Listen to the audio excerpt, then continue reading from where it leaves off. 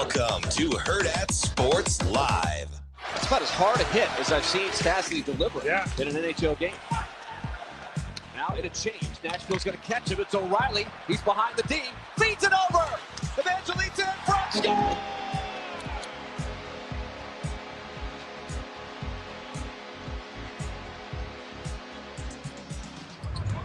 They've now hit for that bucket 2 of the last 10. Kamara denies this one off the window.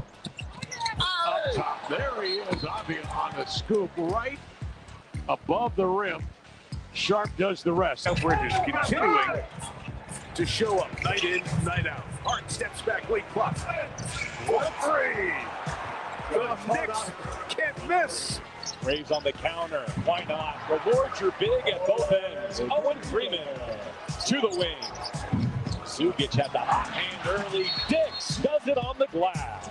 He spits it out to the shooter. Isaac Trout for 3.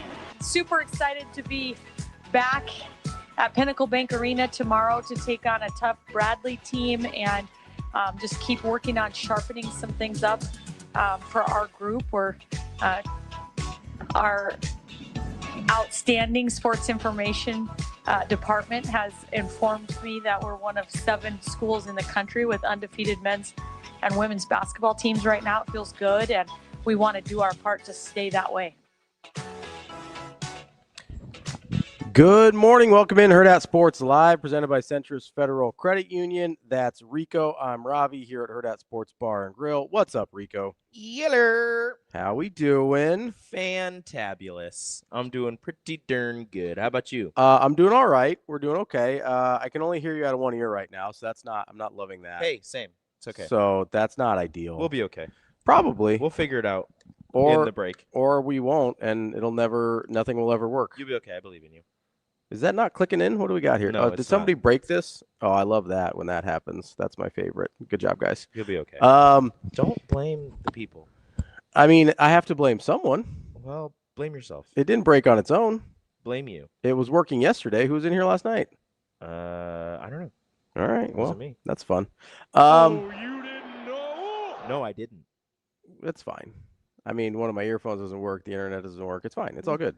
It's all fine. It's all good. It's National. It's National Signing Day. That's exciting. Fine. I'm fine. Everything's fine. It's less exciting for some Nebraska fans because it's a smaller class. Oh, calm down. I said some Nebraska fans. I'm fine. I know. It's guys. It's fine. It'll be fine. Nebraska's about to sign their first non-legacy 5-star out of high school, I think, in 20 years. Let me check. I believe it is in 20 years. Because I think Marlon Lucky was a 5-star. Was Baker Steinkuhler a 5-star? Yes. I believe it depends on the service, Okay, but I hold believe he was. He was a 4. So I'm just gonna go off of 24/7 Sports. They've had 4 5-stars. Chris Septak. That's in like 98, right? Yeah. Well, class of 2000. Okay. Torrey Pittman's a 5-star currently. Okay. Dylan Raiola, Marlon Lucky. Okay. So first since 2005, because they haven't had any 5-stars since then. Besides Dylan. Yeah. Yeah. So, 20 years. Yeah. And then Trey Taylor's probably going to be a 5-star. He should be. Trey Taylor's definitely a 5-star. He is currently. So, I mean, look, for all of the hand-wringing and consternation through everything, and I understand it for this season and how it ended, they have, for next year's class, I understand this year people are upset. Next year's class, you have your 3rd highest recruit ever in Torrey Pittman and your 8th highest recruit ever in Trey Taylor, currently, who is a 4-star, who will be moved up to a 5-star. Yeah, so you're probably looking at 2 of your top 5 highest commitments ever. Yes. In the 2027 class. Exactly. Yeah, no, I mean. Things are trending upward in the recruiting rankings. Yes. On the field, things did trend upward, and then it took a sharp decline at the end of the season. Big picture, they have improved by a game every year. Yes. I saw somebody put by the year 2030, they'll be 12-0 and national champions. Let's do it. If they keep improving by 1 game every year. I'm in. I mean, would you look? I would take it. If you're a Nebraska fan, Nebraska improves by 1 game every single year. You okay with that? I'll be honest. I'll take it. I'm gonna be mad. I would take it. I'm just saying. If every year you win 1 more game than you won the previous year, I would take it. I wouldn't be mad at that. Like, I'd be slightly upset. It'd be one of those where you're just like, you should win more. But I'll take it. I'm just saying, if they won, are you sure? if they win 8 next year and then 9 the next year, I'll just believe this is a thing that's happening. Like, it just has to happen. So I'll be It like, has to. let's go. I can't wait. What's the schedule in 2030? Schedule talk. You talk about not want to talk about the next season? Let's talk about 2030. 2030 talk. Here we go. This is important. Let's do it. The people are asking. The people aren't asking. The Yeah, people should be asking. they could be. They might be. Are the people asking? People, are you asking? Well, maybe. I mean, maybe. Let's it's better than being Penn State right now. Yeah, Penn State. How many commits does Penn State have? Can you look it up real quick? Ooh, yeah, give me one. Or are you working on a lower third? I can look it up. I can look it up. I can look it up. Give me a second. Because I actually already know the answer. I just want you to find out in real time. Ooh. How many commits and where are they ranked? Recruit rankings. Okay, Penn State. No, not all time. I need this year's. Oh, maybe it'll have it. You might be a worse Googler than I am. I'm not. Your case isn't great this morning. I'm usually really good at this. So, I mean, they're ranked 19th. That's 2025, bud. Oh. Hey, that's the sequence. Years are hard. Oh, they're ranked 131st. Holy shamoly. They have 4 commits. Wow. Yeah. Shout out to those guys for sticking around. Granted, 3 of them are from Pennsylvania. Yeah, 131st But in the country. Hold on. At least. Hold on. At least 3 of the 4 are nationally ranked 4 stars. You have the 104th player in a safety, Matt Sieg. Terry Wiggins, the 120th ranked player. He's a linebacker. And then Jackson Ford, who is the 240th player. He's an edge rusher. So there's a rumor. There's a rumor that none of those guys are actually going to sign with Penn State. I don't know if it's true or not. I mean, they haven't, and it's already 8 o'clock East Coast time. So I don't know if that's true or not, but there's a rumor that no one is signing with Penn State today. That, I'm going to be honest with you, would be hilarious. And also makes sense. They don't have a head coach. They don't, because they tried signing. They struck out on Kalani Sitake. They tried. So no matter what you want to say about Matt Rhule and Penn State, like that, I feel like they tried. Penn State tried. Yes. Nebraska countered. Penn State tried with any. I'm gonna say this right like this. Any coach that got an extension, Penn State reached out to them. Yeah, that's kind of my guess. Probably Penn State or LSU or any of the other schools reached out to them. They were told no. Those schools extended them. And then they reached out to Kalani Sitake. That one seemed like it actually had legs. Yeah, it seemed like it was going to happen. And then Crumble Cookie and Marriott Hotels were like, Yeah. And there's a nutrition guy, too. There's a supplement guy that was like, here's a check. You wouldn't believe. Can you imagine being a blue blood college football program? And you got thwarted by Crumble Cookie? By cookies. Like hotel magnate? Okay, I get it. Understandable. The Crumble Cookie guy? The Crumble Cookie guy said, not today, Steve. We're not doing this. So no. Here is a abridged version of the Penn State coaching search via Liam Blutman. I don't know how to say his name. Yeah, sure. Anyway, here's the version that I believe is accurate. Obviously, they're not going to confirm interest in everybody, but I believe this is accurate. Pat Kraft, after firing James Franklin, spoke to Urban Meyer. They couldn't agree on NIL. Urban Meyer's out. Mike Elko from Texas A&M felt like they were close there, couldn't close. They spoke to, according to reports, Kurt Cignetti, Matt Rhule, Marcus Freeman, Eli Drinkwitz, and Clark Lee. Struck out with all of them. They were hoping for an Iron Bowl loss for Alabama so that they could have a real shot at Kalen DeBoer. Lincoln Riley removed his name from consideration over the weekend. We just saw Kalani Sitake, and they lost Bob Chesney from JMU on the way, who I think was their safety school. Can you imagine getting your safety school pick yoinked by UCLA? And to not be able to land the JMU coach at Penn State? Also, he's good. I understand JMU had a good year. 2 years removed from Kurt Cignetti. Hopefully they're not expecting Kurt Cignetti because I'm going to feel real bad for this guy. Yeah, also UCLA is, I think, actually a much worse job than Indiana. Are you sure? Yes. UCLA is has had success in the past, and UCLA is $300 million in debt. They had success in the past, and they expect more. what they were getting. $300 I million don't know if you know that. in debt. I don't know if you know that. $300 million. That's nothing. Is that LA? Is that an LA 3 million or is that a No, Nebraska no. 3 million? 300 million. 3 million, I would not be concerned. Forgot a couple zeros. Is that a California 300 million or a Nebraska 300 million? Here's the worst. Because those are different. Here's the worst part. It's an institutional 300 million. They also don't have any NIL.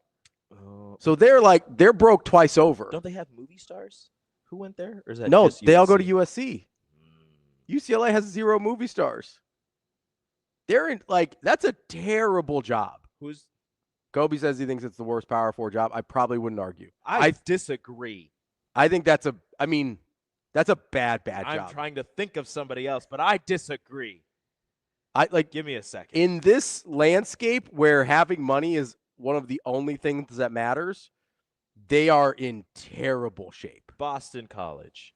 Better job. Also, no expectations of Boston College. They're 0. Bill O'Brien just won, I think, 2 games, and they're like, yeah, we'll keep you. Shout out to Bill O'Brien. I was going to say Rutgers, but that's the birthplace of college football. People forget. And also, better job. I can't think of anything else. Travis says they wouldn't have even qualified for a subprime loan with bad credit. Yeah, like in 07, they could not have gotten a house loan. Poor Bruins. Literally poor Bruins. But here's the funniest part, and we'll get to UCLA in a second here. But the Penn State situation, I think, is hilarious for 2 reasons. Number one, I didn't think they should have fired James Franklin. Absolutely not. That was nuts. It wasn't nuts. It was stupid. Stupid and nuts. It was stupid. It was very stupid. And I think I said this at the time, and I've said this the entire time since then. Firing a guy coming off of 13 wins and a college football playoff semifinal appearance was probably not going to end up being a super inviting job for anyone else. I don't know. Seems pretty good to me. No. Seems like everybody was invested. Coaches like not being fired. You sure about that? Almost positive. Almost positive. I feel like we have different worldviews. I'm almost positive most coaches don't like being fired. Now, if I was a coach, so much, it seems like everybody loves it. I would love getting fired because give me that sweet, sweet buyout money. I'm telling you, the best job in the world is to be a mediocre football coach. Yeah. To have 2 hot years. Yeah. Get hired at a big school, then be bad for 3. Will Muschamp, living the dream. Just saying. Living the dream. He's been hired. Who's my boy? Your boy. You know who your boy is. Who? You know who your boy is. Who? Had 1 hot year, actually. Who? Scotty. Oh. Your boy. Keeps getting paid. They didn't make a bowl game. I don't know if you know that. Not even mad at it. I thought they were going to be BYU for a hot second. He has one season ever over 500. Yeah, we had a good time last night. He probably did. Probably did. he ain't lying. You ain't wrong. Oh, hey, I got my ears back. Whoa. I got my ears back. I wasn't ready for that. What happened? That was awkward. It's like in hindsight, didn't work. Just truth bombs from Scott Frost. That one needs to be in the rotation more. To being honest, didn't work. I could go on and on. That man was a drop magnet. I used a lot of his unintentional comedy goldmine. Yeah. Unintentional comedy goldmine. Much like this Penn State search. Because the other hilarious thing happening, and DB alluded to this yesterday, so I went on like a full deep dive on it, as I tend to do sometimes. Yeah, you like that. He mentioned the Jimmy Sexton of this all. He is the super agent who represents basically every good college football coach in the country. Okay. Including one James Franklin. Apparently, Jimmy Sexton did not like how James Franklin got at Penn State. Can I cuss? Yeah. Yeah, no shit. Apparently, he disliked it so much that there is a pretty prevalent rumor going around there that he is totally sabotaging the Penn State coaching search. Like that he has straight up gone to war. That's funny. With Pat Kraft at Penn State because he is so mad. I like that. That James Franklin got fired. And here's to be a sports agent. So here's to be a petty sports agent. Not just petty, but good at your job. Because think of it's almost impossible to get a complete Jimmy Sexton client list. Mm-hmm. Here's what we do know. He represents James Franklin. Mm-hmm. He represents 16 of the 18 SEC coaches. Damn, Jimmy's getting paid. 16 of the 18. He represents Lincoln Riley. We know that. He also represents, I believe, I'm not 100% sure on this. I believe he also represents one of the other guys. Chesney. He represents Chesney from Kenny? Bob. I always do want to say no, the former JMU football coach, now at UCLA. Okay. So there is this theory out there that Jimmy Sexton is having all of his clients lead Penn State on to get extensions at their own jobs or to get different job offers, and then leaving them at the altar at like the 11th hour every single Penn State would catch time. on. They don't have a choice, though. God, that'd be so. That's so funny. Almost every coach of consequence is represented by Jimmy Sexton. I hope this is real. So here's the thing: is somebody asked me yesterday over text. They go, "Why would the coaches go along with this?" And I go, "That's the easiest sell. Number one, you get a raise at your job. Cash. Penn State is a hard job that just fired a guy that was in the national semifinal. It's a hard job with crazy expectations, and you get a raise at your current easier job. Who says no to that? That's the easiest sell of all. But now Penn State's going to end up with some like they legitimately might end up having to keep Terry Smith. I don't know who else they're going to hire. You know what's going to be hilarious and sad at the same time is if that works. Maybe. Like if he's actually like a really good coach. He could be. Like leads Penn State to some success. I think Dayball might still be in the cards, but Jimmy represent Dayball? I don't know. Oh, no. I don't know for sure. But, Headley says, look at Matt Rhule. Got more NIL money, got an extension. It's a win-win. Like, that's what all these guys are getting. Mm-hmm. Like, convincing the coaches to go along is not challenging. It's not hard at all. The more challenging part, like you said, is to get Penn State to keep falling for it. Mm-hmm. But they really don't have an option if they want a – Because they're not going after coaches who are, like, at risk of being fired. So it's not like that. It's not like Jimmy's plan of, like, hey, let's do this, and then you'll get a raise, and the school that they're currently at is like, oh, no, if you want to go right ahead. Like, they're not – none of these coaches are on the hot seat at their current schools. No. So they're all like, all the schools are like, oh, no, we want to keep them. So we'll give them an extension. Anyone who is an upgrade over James Franklin, which is a pretty small list to start. They're not going anywhere. Is not just they're not going anywhere, they're represented by Jimmy Sexton. Yep.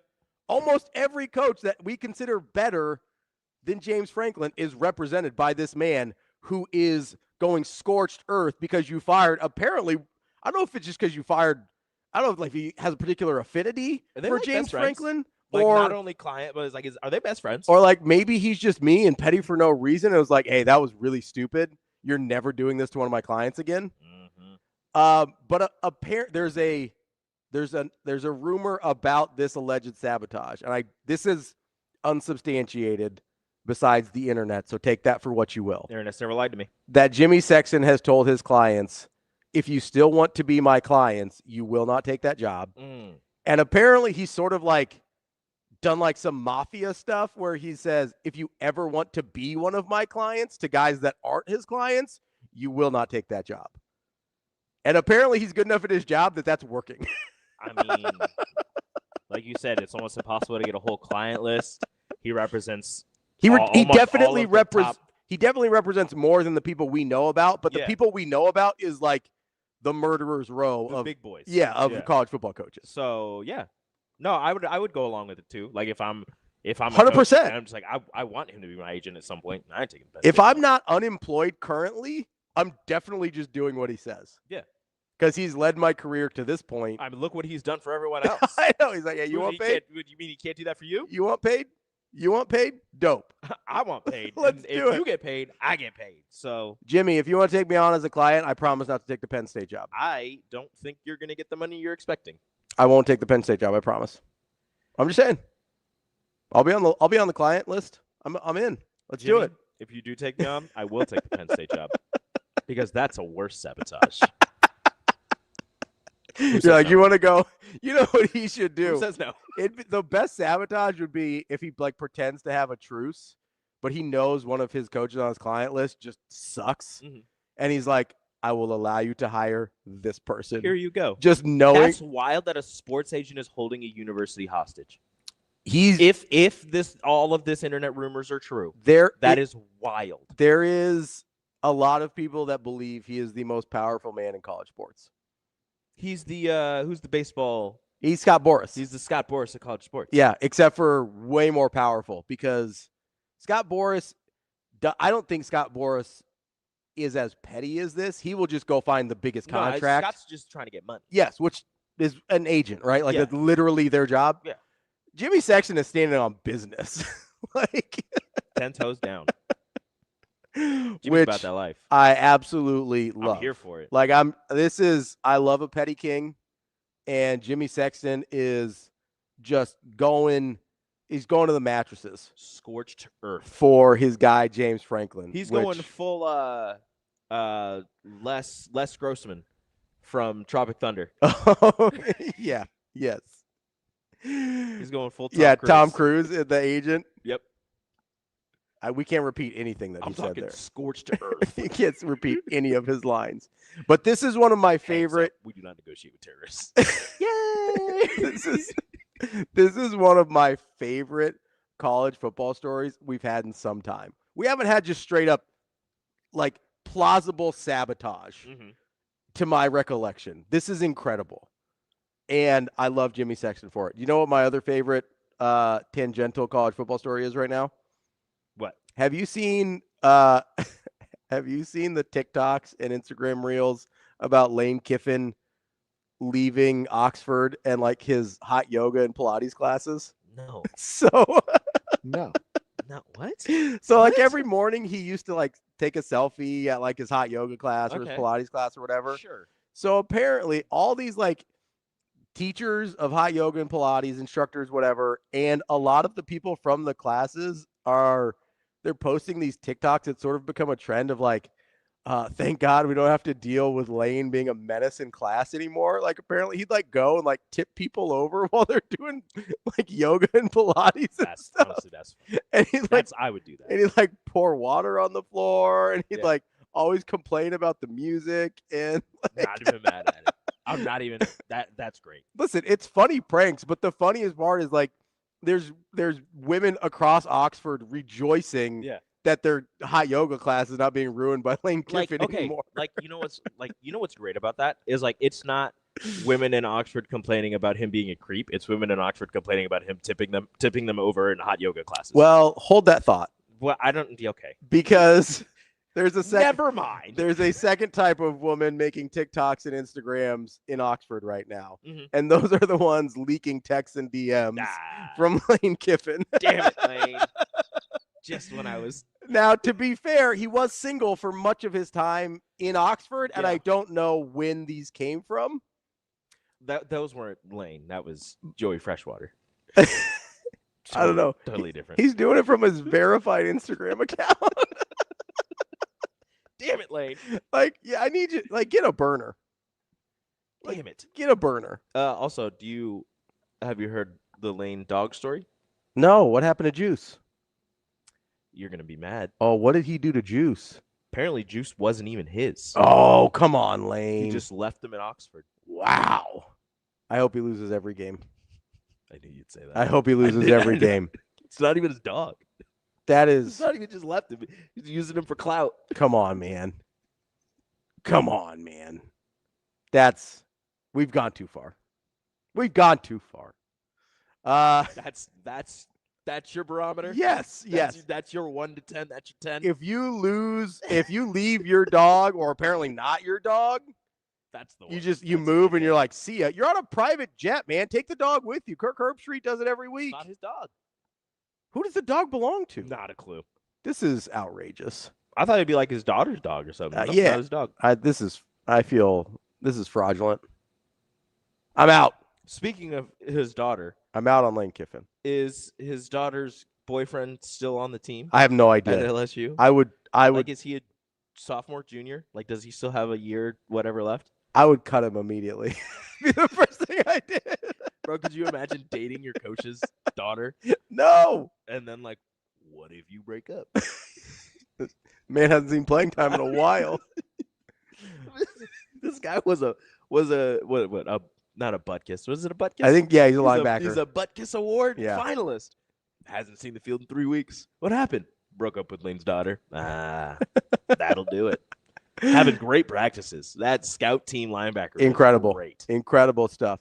We will keep you updated on signing day as it rolls in here for Nebraska. Obviously, it's a small class. We'll talk about it as we get into it here. We mentioned Danny Odom as the first non-legacy 5-star in 20 years for Nebraska.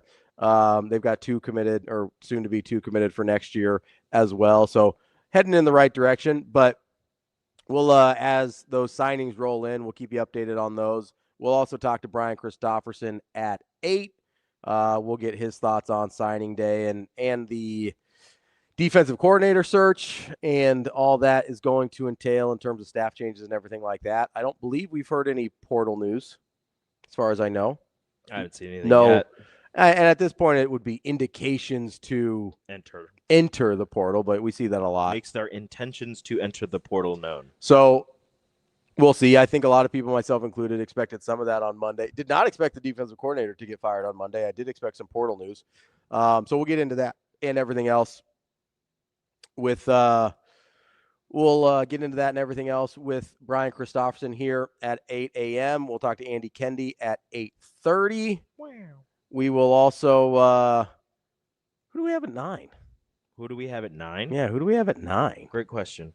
It's Mitch Sherman. Yeah. It's a Mitch Sherman week. I forgot today was Wednesday. How dare you forget about Mitch Sherman? I didn't forget about Mitch Sherman. I forgot what day it was. I'm going to tell him. We've got Mitch Sherman at 9, and then we'll have Robin WASHUT at 9:30 to talk about a very good Nebraska basketball team. Undefeated, solid. 8-0 for the first time in almost 50 years. Oh, if you know that, it's pretty good. I did not know that it was the first time. 77-78. Wow. I believe so. That's, what is that, 47, 48 years? Can't even pretend to know a single thing about that team. I'm almost certain they still played in Lincoln. That's about all I got. You sure about that? I said almost certain. You sure about that one, Clark? I'm not. It could have been a weird year. They were playing in, like, Waverly. Why not? You never know. Maybe they were playing in Why Not? Did Waverly exist? I have no idea. I'm just no making idea. Stuff up. I'm sorry, my Waverly folks. You're making them at night. We will talk to Robin WASHUT at 9:30 about Nebraska basketball. But let's take a quick break here, and we'll run through some of the signings for Nebraska on the other side. That's Rico. I'm Ravi. It's Hurrdat Sports Live.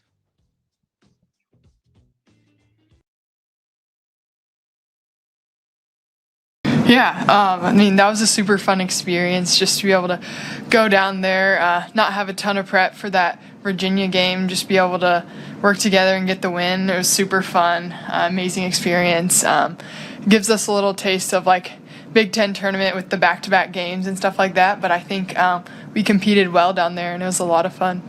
Maybe a little bit. I mean, I think it's just being more aggressive and looking for my shots a little bit more, and I think my teammates are able to get me the ball in the right spots and situations to just make that happen. But yeah, just excited. I think she's playing with a lot of confidence this year, and that's super awesome to see. She's a really great player, really versatile, can play 4 or 5, guard anyone, and so I think she's become a really great leader for us too, and I think it's just super cool to see.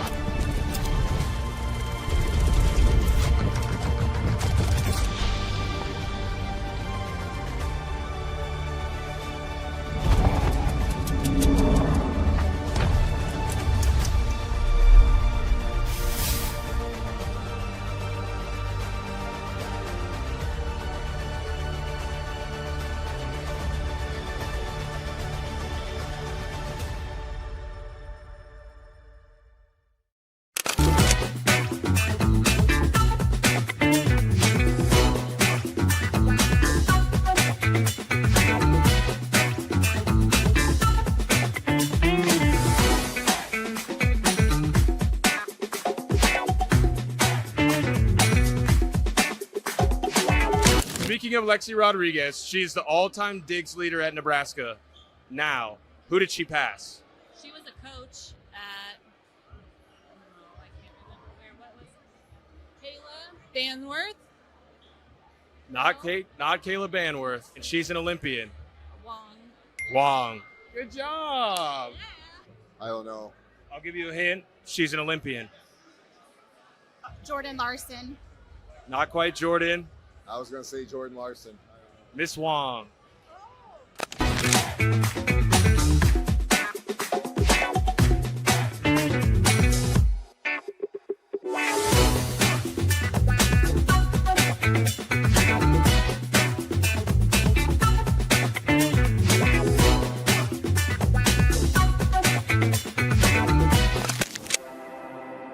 We're in the neighborhood, just down the street. With a wide variety of home equity products to help you create a relaxing oasis. So you can kick back and relax in comfort. Centris Federal Credit Union. We are where you are.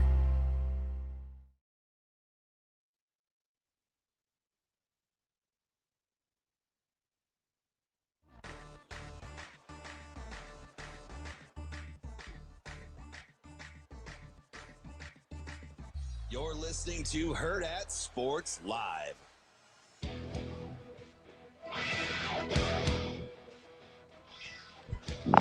Welcome back, Hurrdat Sports Live. That's Rico. I'm Ravi here at Hurrdat Sports Bar and Grill. It is National Signing Day here, not just in the state of Nebraska, but across the country. Early signing day. You actually have until the 5th if you'd like to wait until Friday to sign if you really wanted to. Can we just call this? Did you know that?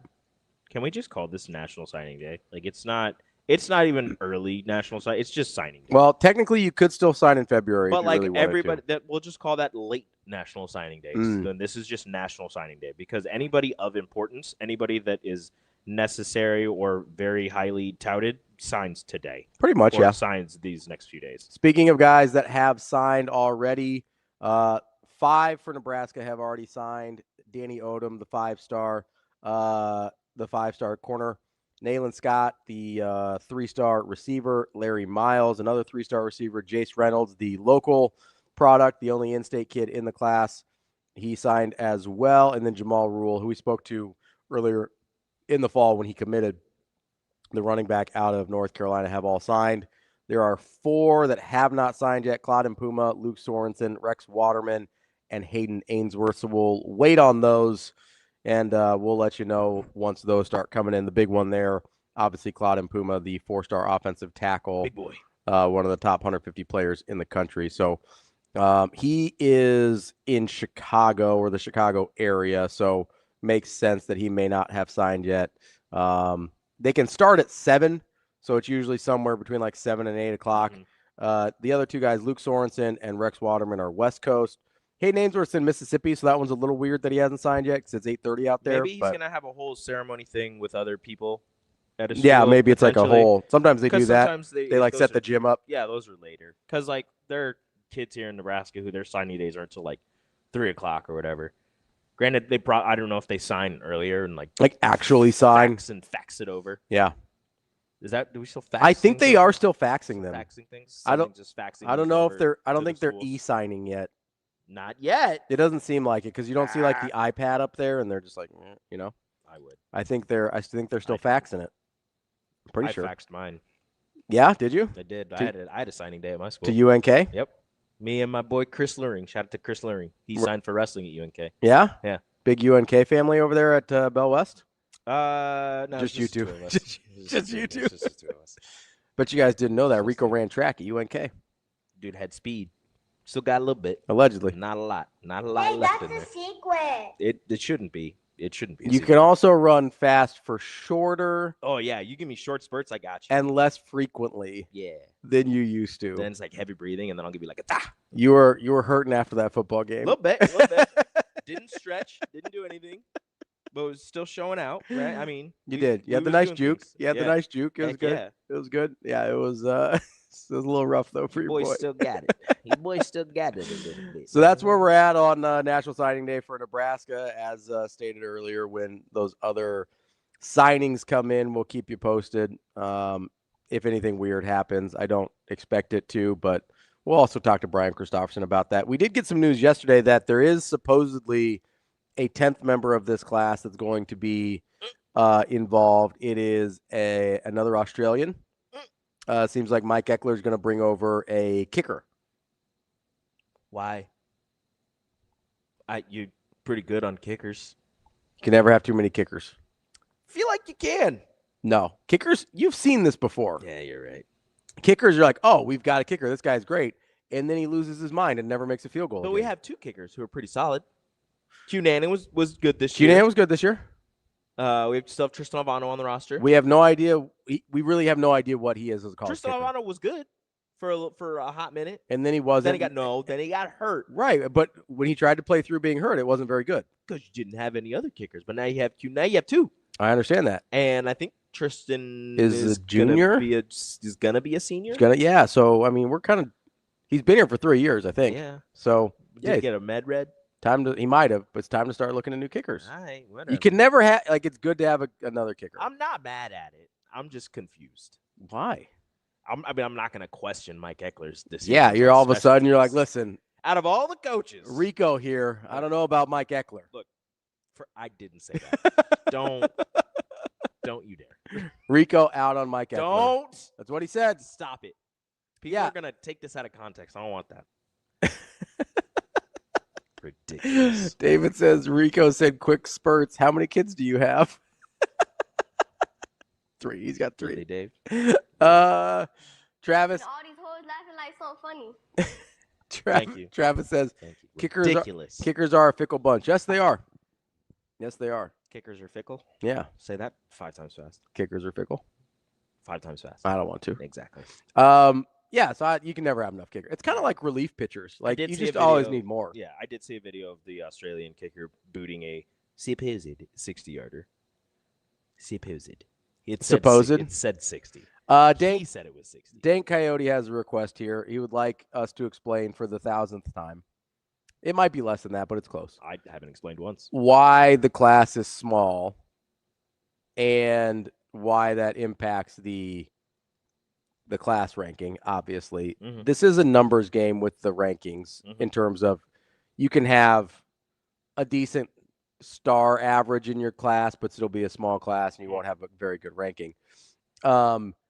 Here's I believe the number is 80 out of 125 players are sophomores or younger. It's a very young class. Only 19 guys walked on senior day. That means 106 are left. That's nuts. The roster limits are coming. They're being grandfathered in, but they are coming. Mm-hmm. So a 10-person class puts you at 116. Do you guys want transfer portal guys or not? Absolutely not. I mean, I do. I think a lot of people do. I don't know about the rest of the people. I would make the argument. So if you want transfer portal guys, this was going to be a small class. Now, was it? I think they wanted it somewhere between 12 and 15. They missed on some of their targets. It is what it is. Let's put it this way. I'm looking through the national recruiting rankings, which there's some surprising schools up here. Yeah. Auburn, I understand. Auburn, fire their coach, whatever. Yeah. 12 commits. Again, not all of them are going to sign. Potentially, they could get some flips. 12 commits. They're ranked 67th because 5 of them are 4 stars. Very good. Yeah. Nebraska does not have 5 4-stars. No, they have a 4-star and a 5-star and then 3 stars. Yep. Yeah. Let's see. Somebody with only 3 stars. 18 3-stars. Where does that put you? Texas State, 68th. Yeah, would you rather have Danny Odom or you want 6 more 3 stars? Yeah.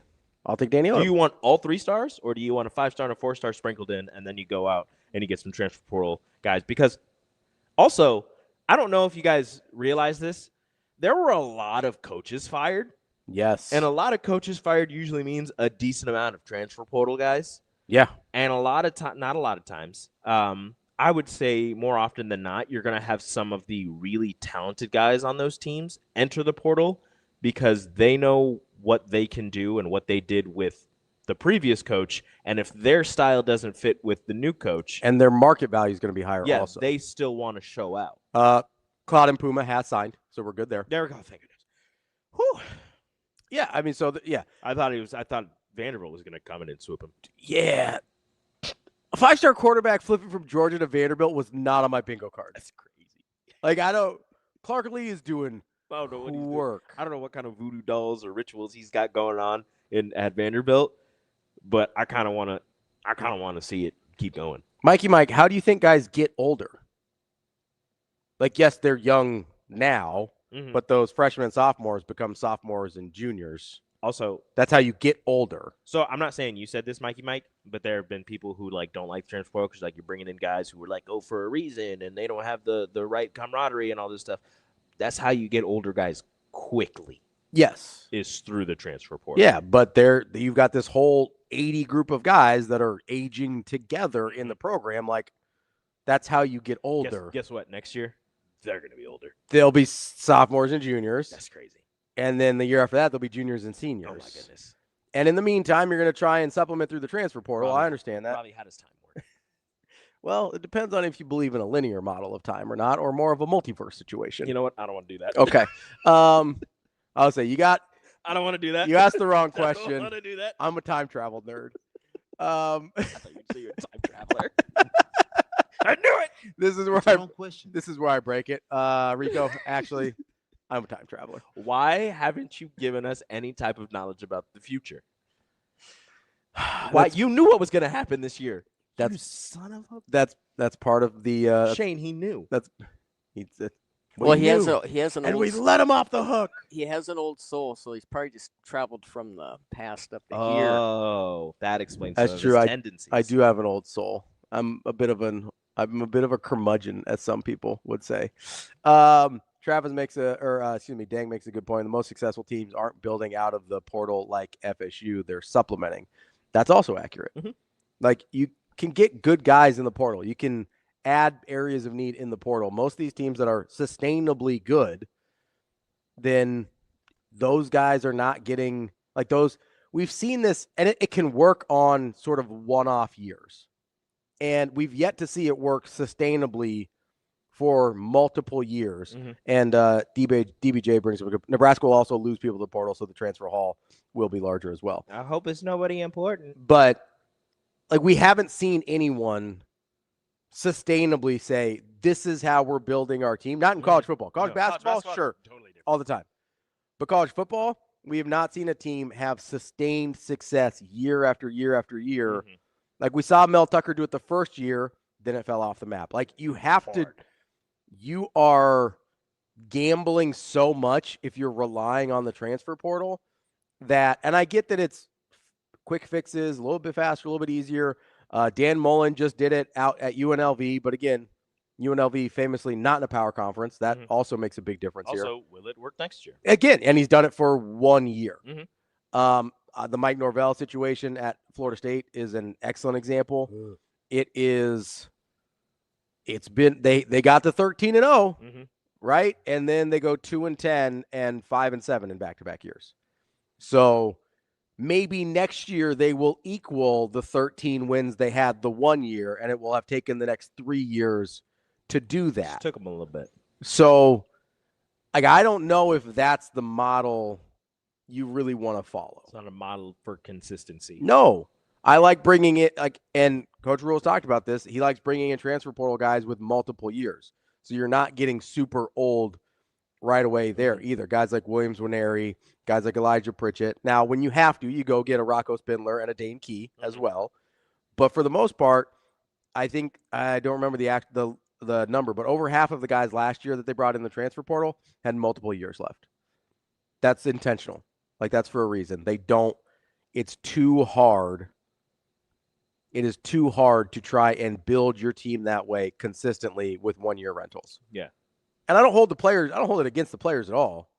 It's just, that's a really tough way to go about your business. Yeah, because you want to bring in those guys who have the talent. Obviously, you see that for whatever reason things didn't work out at their previous stop.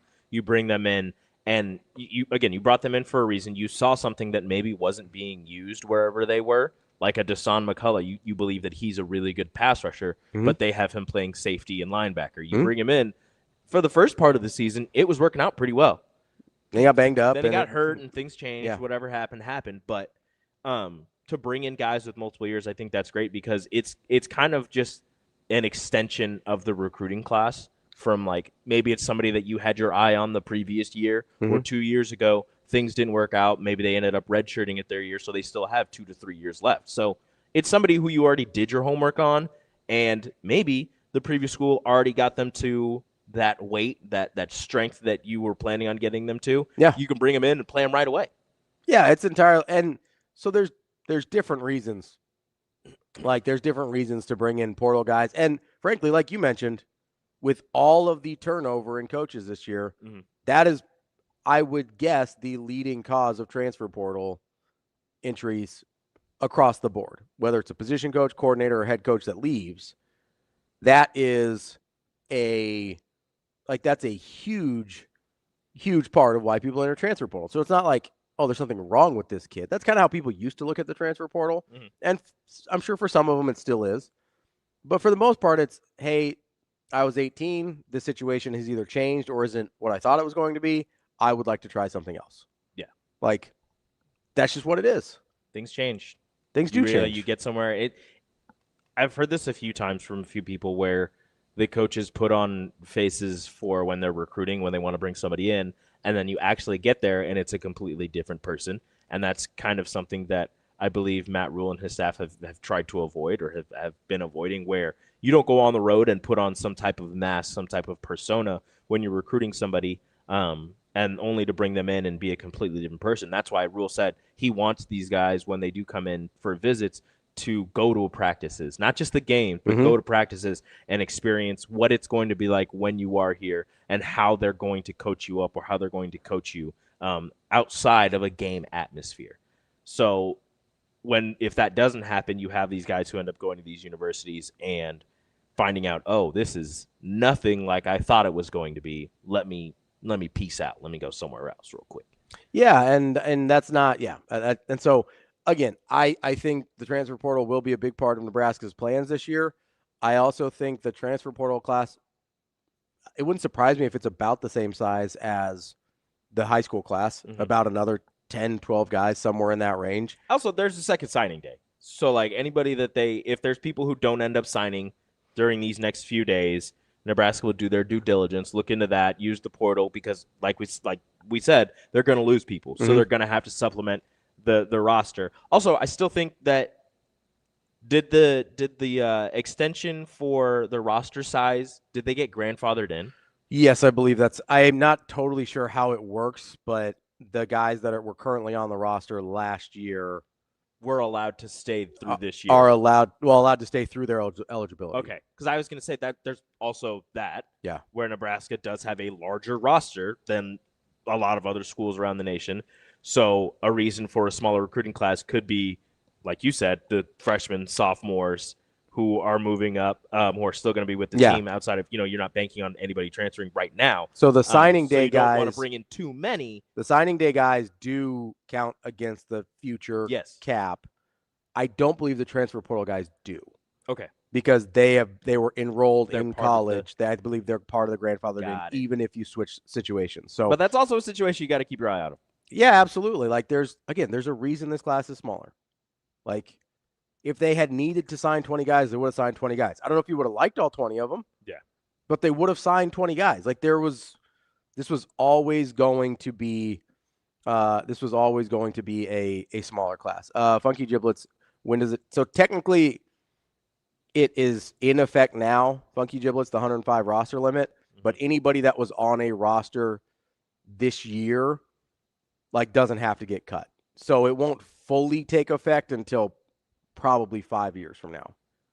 Well, it's going to be like the COVID thing. It is. It's going to be exactly like the COVID thing where you're like, does this guy have a this guy have a thing? Yeah. You're just like, how many years does he have left? Like, how many players are we still doing that with? Like, how are you still in college? Like, there's the Baker Mazzara for USC. Yeah. Is in like his 7th or 8th or 12th year. I don't know. Like, how are you still here? I do that with volleyball players all the time. I'm like, how are you still playing?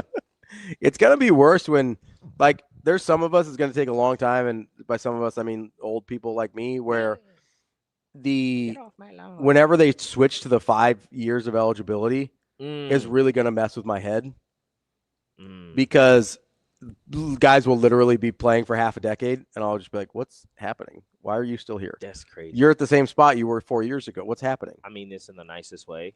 If you're good, you won't be playing for 5 years. Well, I think there's. Do you still get the 3? Does the NFL still require like the 3 years? Yeah, NFL still requires 3 years. Yeah. I think there's this whole universe of players that are really, really good college players that are never going to be quality pros. And I think those are the guys that will use their 5 years. Yeah, I mean, there's a ton of quarterbacks like that. There's a ton of quarterbacks that are just really good college quarterbacks that are never going to be pro prospects in the way that. And now that you can get paid, like I think there's a bunch of guys that'll stick around for 5 years. What a time! It's super frequent in basketball. You'd rather play in the States for 5 years than go over to Europe. Most of those guys, especially if the money's similar. Europe's pretty cool. The parts of Europe that people visit are pretty cool. The parts of Europe where most of those guys end up playing, not that cool. I don't know. I got a friend who is married to an international basketball player, and it looked pretty cool. Yeah, where were they playing? Do you remember what country they were in? Sweden. See, that's a great country to play in. A lot of these guys end up playing in like Latvia. Not as cool. Not as cool. Not as Are you cool. guys going? I wish I was going to Sweden. That'd be sick. Not as cool. Latvia, not as cool as Sweden. How dare you? No offense to Latvia. I've never been. Just from what I can, just from what I can surmise from the internet. How dare you disrespect? I'm gonna feel real bad if he's not from Latvia. My man Rokus Jokubaitis played for the Knicks. I believe he was from Latvia. Man was a demon for about 3 games. I think Latvia is where. Did you ever watch the show New Girl? He's Lithuanian. Damn it. Oh wow, racist. Yep, you're right. The other L country. Yes, I love New Girl. So, Winston, I believe he played in Latvia. Yeah. He played in Latvia. Yeah, he was professional in Latvia. Yeah, so maybe that's where my is that why you're sense of Latvia? That's where my sense of Latvian basketball came from. But like you liked it until he got hurt. Don't do that. What did TK do? If Mike Eckler leaves for some reason, I blame Rico. Yeah, no, you said you were out. I didn't say that. Rico said he was out. I never said that. I like Mike Eckler. Why would you say that? I like Mike Eckler. Apparently not enough. He's like my second favorite coach on the roster. Who's your first? I don't know. I couldn't just say first. Why not? Because then it just feels like a cop-out. Or it could be the truth. What coach do you like better than Mike Eckler? I like the wide receivers coach. I can't remember his name. To Kill Shorts? Yeah, I like to Kill Shorts. Should we do a power rankings in the offseason of our favorite coaches? Absolutely not. Absolutely not. I feel like that would be fun. We should put you in that position. You know what? Sure. You want to do? I'll do it. I need Damon here though, so he can judge my picks. Damon 100% would not do it. No, he doesn't. He doesn't have to. I need him to judge my picks. Like if I put somebody there, I'd be like, "You don't even know the guy. Like, what do you?" And I'm like, "I don't know. He seems like a good guy." Seems like a good hang. Seems like a cool dude. Seems like somebody I can go get some. Seems like somebody I can go get some brewskis with. Yeah. Big brewskis guy. Big brewskis guy. Yeah. You think you could just chill and just talk with Matt Rhule? Yeah, I think so. No football. Yeah.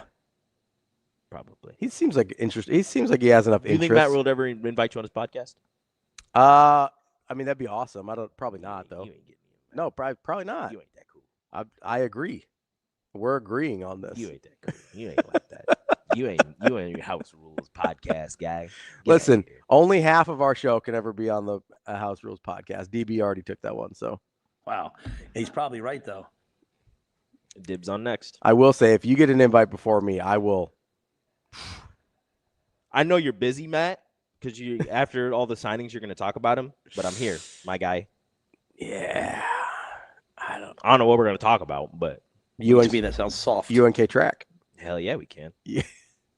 Like, how are those 60 hurdles? I'll be like, bro, let me join your staff as a sprints coach. No. Yeah, I'm going to teach you boys how to run fast. Have you ever coached? Yeah. What'd you coach? Sprints, hurdles, and jumps. Where at? Summer track, Bellevue Breeze, 2 years. There you go. Guess what? What? Coached 5 All-Americans. All right. How old are those kids? They were from 12 to 16. Okay. I thought you could be like, I had 8-year-old All-Americans, and I'd be like, come on, man. Cade Johnson? Yeah. Coached him. He was in track, not football, but still. Still counts. I'll take it. That's an NFL player. Still counts. I'm just saying. He wouldn't have made it without that. He wouldn't have. Without that sprinting coaching. That's me, baby. Taught him how to be faster. Let's take a quick break here. We're going to talk to Brian Christopherson from Husker 24/7 next, see if there's anything we need to know about signing day or the defensive coordinator or anything else for that matter. That's Rico. I'm Ravi. It's Hurrdat Sports Live.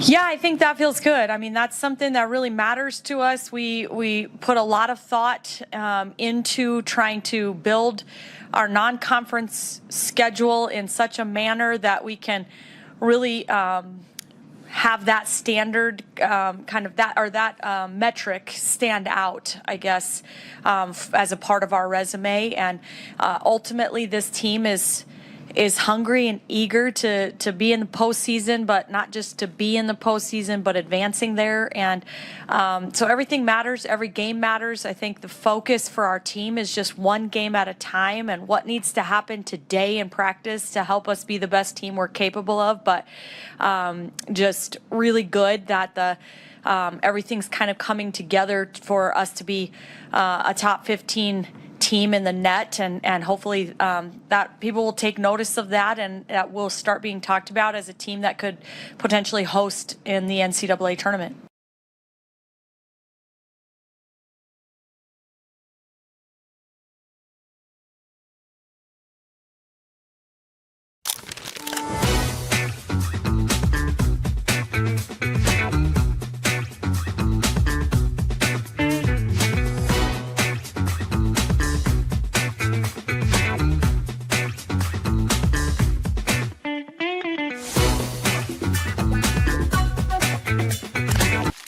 Imagine your first dream home and the feeling of walking inside for the first time.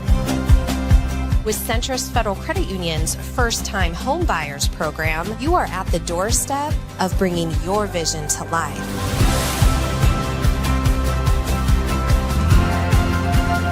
Welcome home. From your neighborhood mortgage experts, Centrist Federal Credit Union. We are where you are.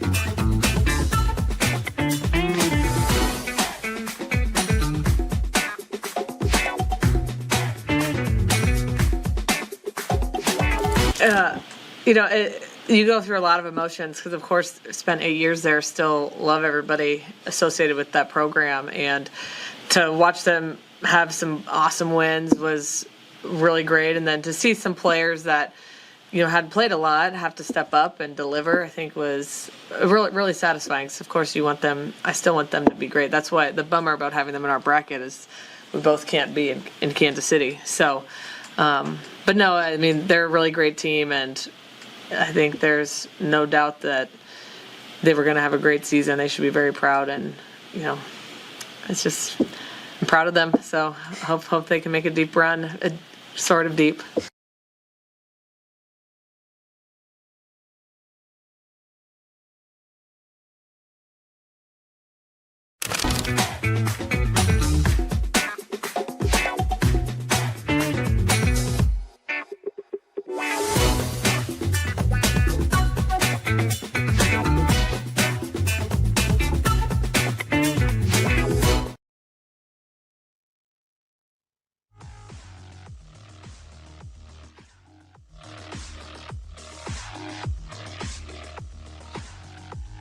You're listening to Hurrdat Sports Live. Here is Husker 24/7 senior writer, Brian Christopherson. Yeah, you got guys walking into Ace Hardware without their shirts on. Brian Christopherson. We got a pretty good sewing circle in this state. Brian Christopherson. To me, it's like crunch time, baby. Here is Brian Christopherson. Welcome back. Hurrdat Sports Live, presented by Centrist Federal Credit Union. That's Rico. I'm Ravi here at Hurrdat Sports Bar and Grill. We are joined now by Brian Christopherson from Husker 24/7. BC, what's going on, buddy? I'm doing well. How are you guys? You know, we are doing just fine. How is this rather sleepy National Signing Day treating you? I can't lie. I like a little more juice to signing day. I didn't think I liked it back in the day. I thought I hated it, but I actually had a great relationship with it now. As I think back, I get nostalgic about sort of the old days on signing day. Obviously, Nebraska's smaller class contributes to that this year. There's some people who think it's sort of coming back, and maybe we're going to feel that next year. But this year it definitely is. It's not like 15, 20 years ago. And I'm a little bummed about it, but still on my third cup of coffee, trying to treat it like the old days. Do you miss the drama of like Nebraska could get a flip here, or Nebraska is in danger of losing somebody, or, oh, surprise, somebody got a call when they were about to sign the paper and now they're not coming to Nebraska?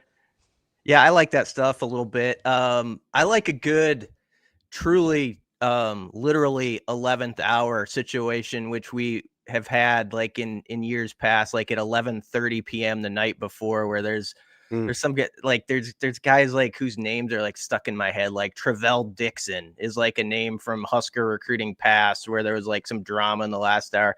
And not to knock anybody, but some of these guys, everybody gets all up in arms. Are they going to get them? Are they not? And then you kind of follow their career, and it's like, oh, that didn't really happen anyway for wherever he ended up. But yeah, that stuff is you kind of live for that a little bit. Who was the player a few years ago that the snowstorm made it so he didn't sign with Nebraska? Oh, geez. Man, you're asking. He went to State. Yeah, the problem with me now is my brain, they all these names run together, and I only have so much bandwidth, and sometimes like I have to like knock that stuff out to think about like Nebraska's backup left guard situation, and so I don't have room up there for it. I can't remember who it is. Yeah. Do you remember? I'm trying. It was a linebacker. He was a safety, moved to linebacker. He went to Ohio State. It's whatever. He's going to sign with Nebraska. Snowstorm happened. Ohio State was like, hey, you should come here. And he was like, you know what? Okay. You're making some really good points. You know what? All right. Somebody could write a humorous signing day book about recruits and some last minute decisions, phone calls that have been placed by coaches at 2 a.m, how moms have factored into decisions, and moms who have cried or left the stage when their kid picked a certain school. That would be a good read.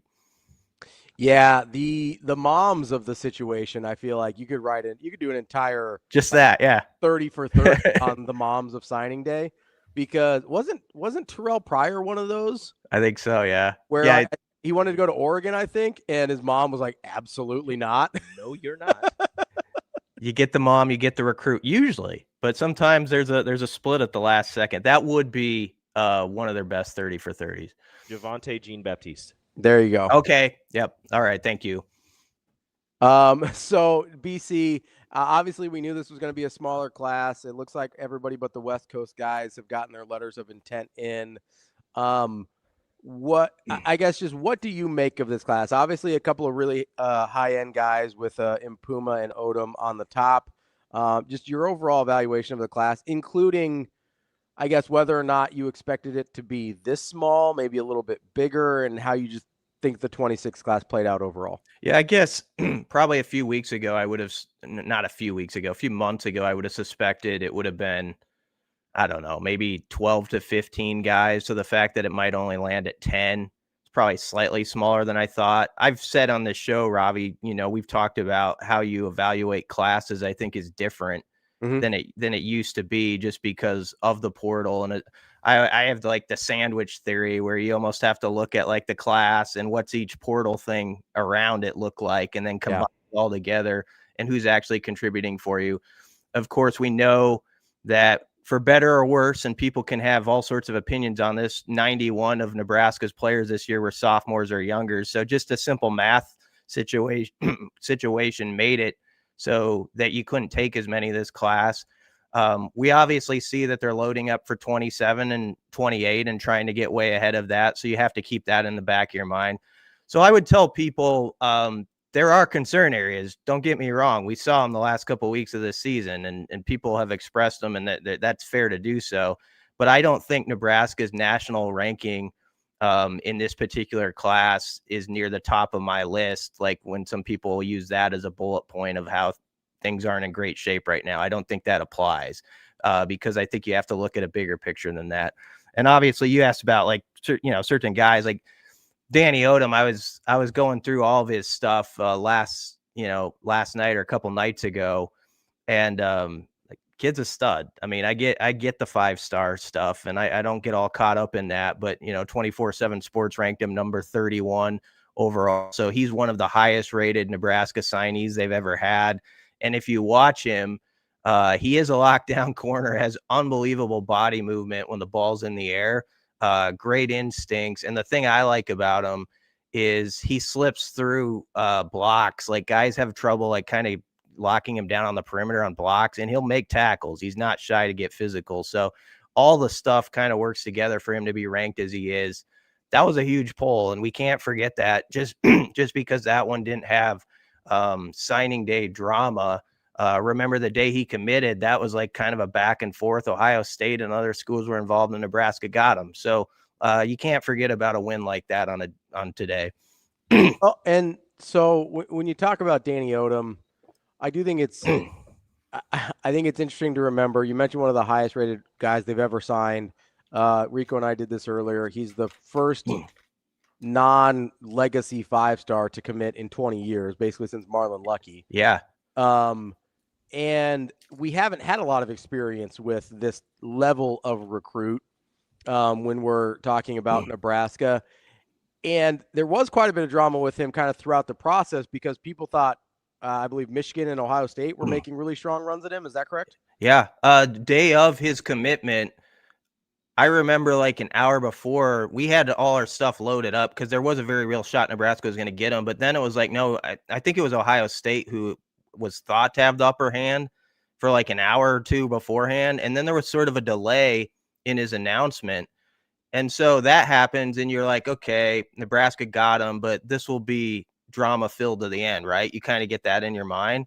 And it actually wasn't. Like he committed to Nebraska and has just stayed steady. Like a couple of weeks ago, he told Tom Loy in our network, it's over, I'm done. And, I'm sure people trying to make a last second at him. They always do with those type of guys. But bottom line is he never wavered after that initial day where there was a lot of back and forth. So that's a heck of a win. Obviously with the DC change, you never know how guys are going to react, but I think he had a really good relationship with Addison Williams, and Addison can recruit. That guy connects with some guys, and so I think you're going to see more of that. As long as he's around here. As you kind of look at the rest of the class, obviously Odom is the headliner. Is there anybody else as you're like kind of going through these guys? You're like, I just kind of really like this guy. I know people are pretty high on Impuma as well, but is there anybody you've kind of just randomly taken a liking to? Luke Sorensen out in Cali, I think is probably underrated as a tight end. There were a lot of good tight ends in this class nationally, but I think Nebraska got, one of the best guys. The guys who cover the West Coast believe that too. He's like got size 18 cleats and is just sort of he's got a freak movements for like a body for his body type. Like he started actually a couple of years ago on the offensive line as like 170 pounder, and he's built himself up. I don't know his exact weight, but he's in the 200s now, and he can really move. And he's just a big kid that I think adds some, something to that room. And, they need it going forward. Obviously Lyndon Myers, a guy who has one more year, but we'll see what can happen with Carter Nelson still going forward. That hasn't, jumped off the screen yet. So any addition to there, I think that's a position where you could use a little jolt. Is there, as you look through this, you mentioned obviously the change in defensive coordinator as well, of moving from signing day to what's happening on the staff. Is there, did you get any indication that moved the needle at all for any recruits? You mentioned Odom's relationship was mostly with Addison Williams. do you get any or is that more going to be a transfer portal thing, do you think, where whoever they end up hiring will be more impactful in who they bring in the transfer? I think it's more of a portal thing, especially. I mean, that maybe that's a deal where a smaller class helps you. And you also don't know, like sometimes some coordinators are really involved like in the recruiting process. And I'm not saying John Butler wasn't, but Nebraska only had, let's see, there's only like 2 defensive guys in this class, you know? So if as long as Danny was fine with his position coach and you didn't rock the boat there, Chase Reynolds is coming, you know, no matter what. So I don't think that one factored in, but it will be interesting in the portal. And that's where, you know, you're looking for the traits about who can coach your guys up on the field first and foremost. But if that guy has that electricity around him, sort of inside the walls that we don't see, but recruits would or portal visitors would, I do think that's a nice added element that you have to factor into this hire. You know, you hate to bring it always back to like Eckler, but Eckler sort of got that package, right, of like what you look for in a guy who runs something, in that he's a great teacher. He can bring it down to a level where when he's explaining something, he could go out, as they've said, to a bunch of 6th graders and get it down to a sentence or 2 where they understand something and they can execute it. But also he's just got that sort of enthusiasm, which I do think matters as a D coordinator in this hire, where it's like, will players run through a wall for that guy? I know that's cliche, but that does matter, I think, especially on that side of the ball. We've seen it.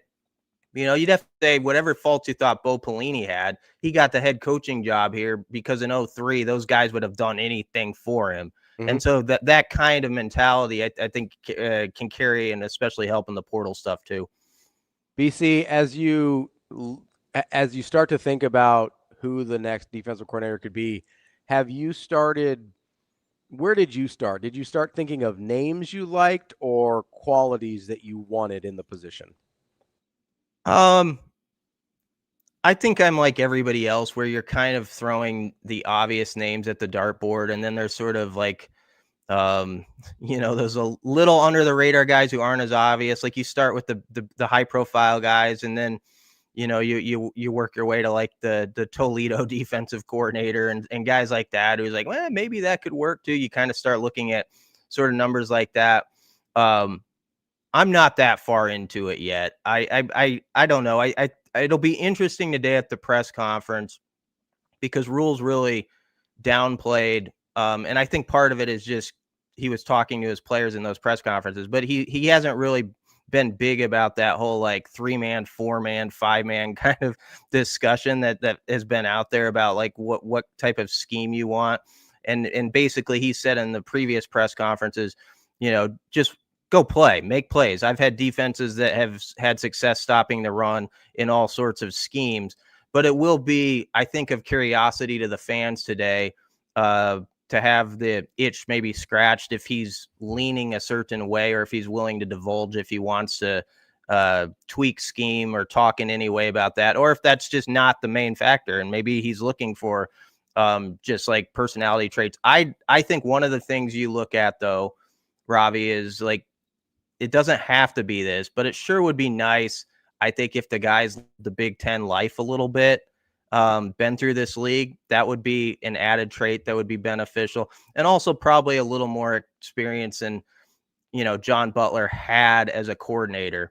Obviously, he had a great background as an NFL guy, and we can't pretend like when he arrived a year ago, we didn't talk about the fact that he could be the guy to replace Tony White if Tony left. That was always a conversation since he started. So we can't backtrack and say that wasn't out there, but he didn't have as much coordinator experience as maybe you could go get with this hire. As you kind of go through this, you know, one of the things I keep thinking about is, and maybe this, tell me if this is stupid or not. That's basically what the question is going to be is am I stupid, BC? No, you're not. You're smarter than me, I think. We're going to go 2 different directions with that. I was going to say, Rico hard disagrees. Is the question I keep, or the quality I keep thinking is, I don't want guys to have to think as much as it seems like they're having to think. Like, I feel like that, because we're like, oh, this guy looks slow. And it's like, I know these guys aren't slow. I know they're not. they may not be Ohio State level athletes, but I know they're not slow. But it looks like they're slow all the time, and I think it's just because they're forced to think too much. And I think part of that is you want a guy that has a little bit of Pelini in him, where you want him to be able to run through a wall for you, or a little bit of Eckler. But I also think sometimes, and maybe this is the case with a guy coming from the NFL who's used to guys that kind of process things on a different level, is they're asked to identify too much in real time, and that makes them slow. Yeah, I definitely wonder if that was one of the main problems from this defense. And if you go back to the offseason, there was a lot of talk about how they needed to sort of evolve it and extend it. Remember there was that conversation about like third down defense and how you have to like have these added elements almost to confuse the quarterback in those spots. And what can end up happening is you as you're getting to, you confuse your own guys, or it just makes them a half step slower. And then you're in trouble.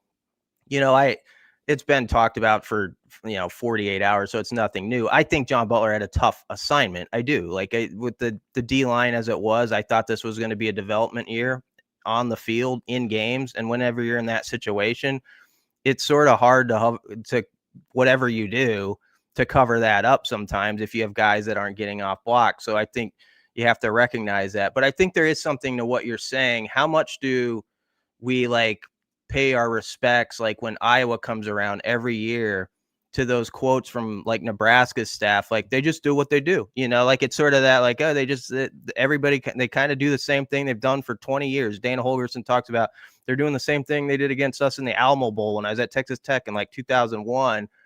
And I don't know, there's probably a happy medium between that and sort of where Nebraska was, I think, to your point. Yeah, I mean, it is kind of funny when you put the name Iowa on it, because, I don't think it's a secret. I think everybody knows what Iowa wants to do, right? They don't disguise they don't fool anybody, right? Mm-hmm. Defensively, they're not tricking you. They just go out and execute at a super high level. And I think sometimes it's really hard, especially with college kids, when you're getting new guys in every couple years, sometimes more than that, to ask them to do too much. And I don't know, that I think for me, you mentioned the things you're looking for, some Big Ten experience. I would love that. At least power conference experience is something I would appreciate. Not saying they can't be successful if they don't have that, but that would be the first thing I look for.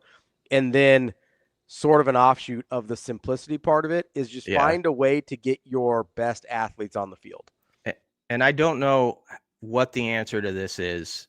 If they had it, they would have supplied it by now. You guys got into this a little bit. I was listening to your show the other day, and it was a segment about compounding things, basically, how one thing will sort of lead to another, and it really shows in the red zone stats.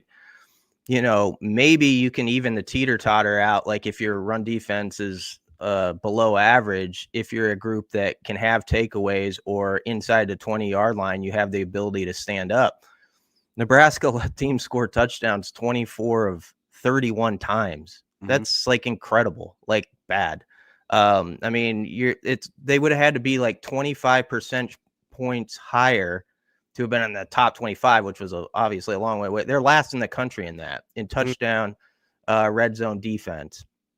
And so I don't know what it is, but that's somewhat a mindset. You think back to the USC game, and they're actually playing pretty well. And I think there's some things they can be proud of actually on defense in that game, what they did to Maven with the pass and stuff. But there were those 6 plays, remember, where USC scored 2 touchdowns, got the 2-point conversion. All happened. That was half their offense for the game. Mm-hmm. And it's a deal where they get that explosive they actually beat Andrew Marshall one time, who had a great game, for 40 yards. And then it's just sort of a problem that keeps happening with Nebraska, where the next 2 or 3 plays sort of follow down the slide. They just can't. I always think of the Weezer song, if you pull the sweater and watch it come undone. That Nebraska has sort of been stuck in that loop, and I don't know what to say about it, because we've talked about it on the show, and even in mid-season, we're kind of they do all the hard stuff off season. I think their mat drills honestly would be harder than a lot of places, and they make them go through this stuff, and it's just it hasn't quite translated into whatever it needs to be in some of those moments. maybe it's youth on defense, and that's a big part of it. But somehow, some way, whoever comes in here is going to have to interject that, like, that play's gone. We have the men in black wave the thing in front of your face, and it's gone. And so I don't know, somebody who has that magic ability, if he can convince Matt Rhule of that in the interviews, he's the guy you hire. So, we talk about staying on schedule on offense a lot, and we do a little bit on defense in the sense of like, hey, you want to stay out of 3rd and short situations, right? But you brought up an interesting point there with kind of the big chunk play to over Andrew Marshall, like the 40-yarder or whatever, right? And I kind of sit here and I wonder, do we think frequently enough about sort of those plays that get the defense off schedule and put them in a position where they maybe feel like they have to do something different? Because that almost, I feel like it's either that or they're just more mentally fragile than I want to admit. Yeah, I don't know what it is. That's what they've got to somehow get to the bottom of, and they've been trying to for a few years. That's the part where I'm most like concerned, I guess, right now, is like, because I do think they've done a lot of stuff to try to solve that situation about, backs to the wall, building that sort of toughness within your team where, one, you feel comfortable in a 4th quarter like Iowa has for so many years. And 2, what we're talking about here, where, okay, you gave up a play, big deal. That's going to happen. Make the next one. I don't know how you get that mindset in your defense. And that's where I do think the mentality and sort of how whoever this DC is, how he's able to portray himself to Rhule and like how you handle those sort of situations as a coach is actually a big part of it. If you can find that guy who has that ability to sort of get guys or has on his resume, like you look at their red zone defense in the past and they stand up when they're in a tight spot. Because that was where the season flipped in a lot of ways. We could say it was run defense, but the red zone offense and red zone defense, it just wasn't there. And there's something that's almost beyond the football. You wonder sometimes it almost goes to the mind on some of those things. Is there anything, this is just something that I've been noticing online when people are talking about the defensive coordinators that they want Nebraska to bring in. Is there anything in your mind to do with being a defensive backs coach and a defensive coordinator, or being a defensive line or linebacker and being a defensive coordinator, and kind of like the position that they know the best and how that translates to how the defense performs in that area? Yeah, that's a really good question. I think finally a good question. I've been waiting. Somebody had. Yeah, someone had to ask one. I guess the obvious answer is probably, like, right now you're thinking, like, I'd love a guy who's sort of maybe has been more dialed into the front 7 in some ways, because you do feel like I think they got a really good secondary coach that they need to keep in Addy. I like a lot about him. I think he can be good with the players. He has his own coordinator experience that can lend itself to another guy if this DC is more D-line oriented or has been in his past. I think someone who's been connected to the front and the trenches could be useful. It doesn't have to be that, though. This is one of those deals where, you try to put all these things in a box and like say, well, you got to have this, this, and this, and you end up with like 7 or 8 different things, and you're not going to check off every one of them. So there's got to be a little bit of just a feel to the hire, and like this guy fits, and he can explain his plan, like I think Eckler did. Back to Eckler, remember Matt Rhule wasn't sure he wanted to hire Eckler, not because he knew he had a great resume, but he knew he was kind of a rock star coach around here and kind of wanted to get away from that. But Eckler, I think, was able to explain, as we've been told, how he teaches stuff and like how that can translate. So I think that's the biggest thing, is wherever this guy's background is he that guy that you get the sense like he can get a guy across the table from him and explain things in a way where that guy can process it and go make the play that he just screwed up on Tuesday, the right play on Wednesday, and then not let it be in his head on Saturday and just go play. So I don't know. It's going to be interesting what kind of background he has. I guess to your question, I would go back and say if there's a D-line like if he's kind of been from that pedigree, you might like it right now, but it doesn't have to be. You know what's funny is I think the guy that's number one on almost all fans' boards is a defensive backs coach first. Yeah. Oh no, not again. Jim Leonard. Jim Leonard. I mean, yeah.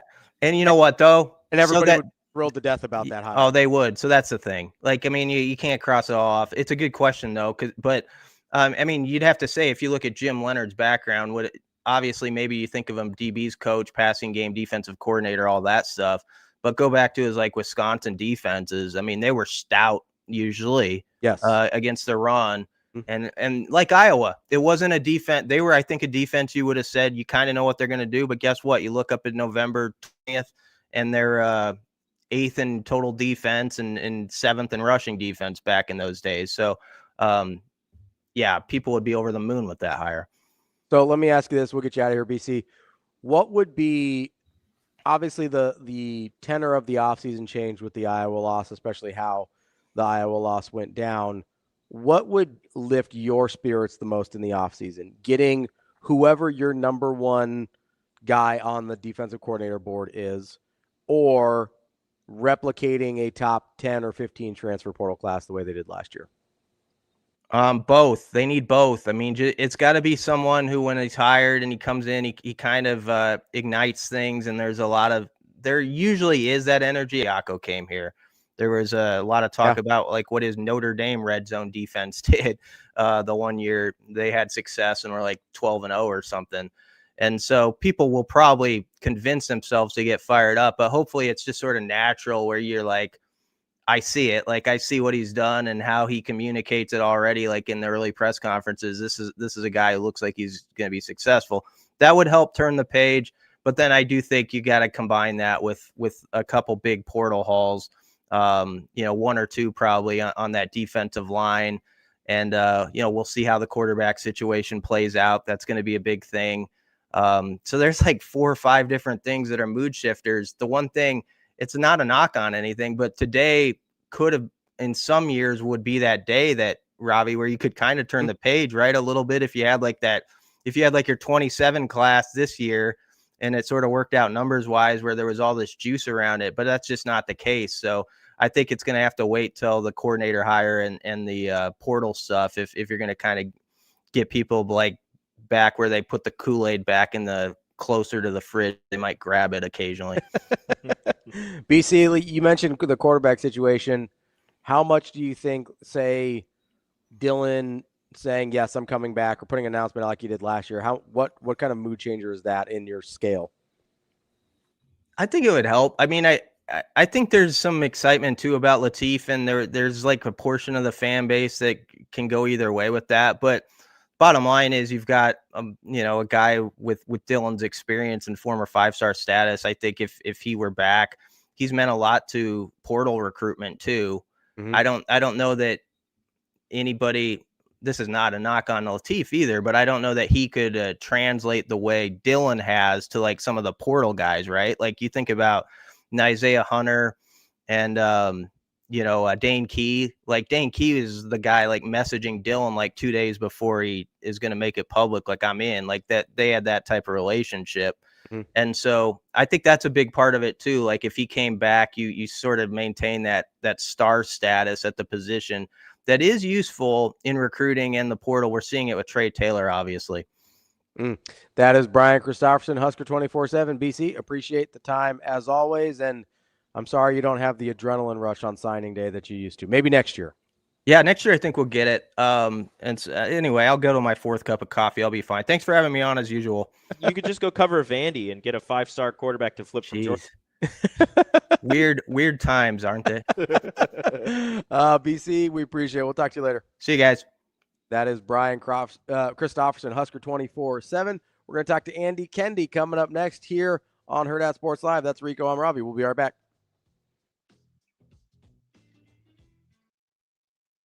Yeah, that was a super fun experience just to be able to go down there, not have a ton of prep for that Virginia game, just be able to work together and get the win. It was super fun, amazing experience. Gives us a little taste of like Big Ten tournament with the back-to-back games and stuff like that, but I think we competed well down there, and it was a lot of fun.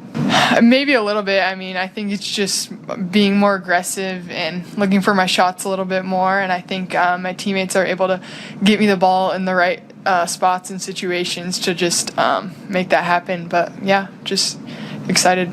I think she's playing with a lot of confidence this year, and that's super awesome to see. She's a really great player, really versatile, can play 4 or 5, guard anyone, and so I think she's become a really great leader for us too, and I think it's just super cool to see.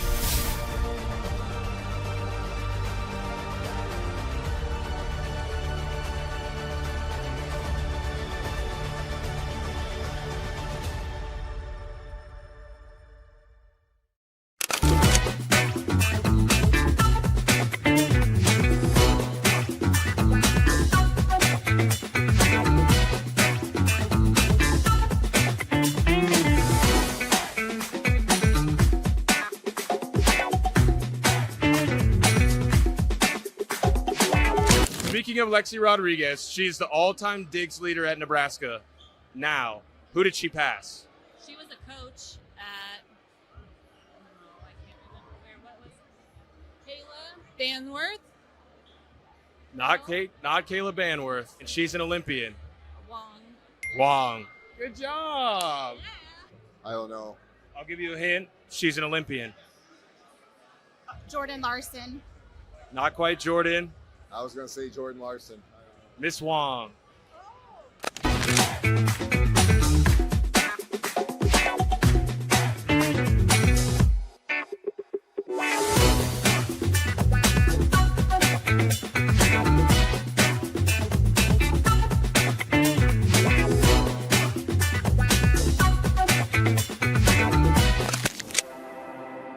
We're in the neighborhood, just down the street. With a wide variety of home equity products to help you create a relaxing oasis. So you can kick back and relax in comfort. Centris Federal Credit Union. We are where you are.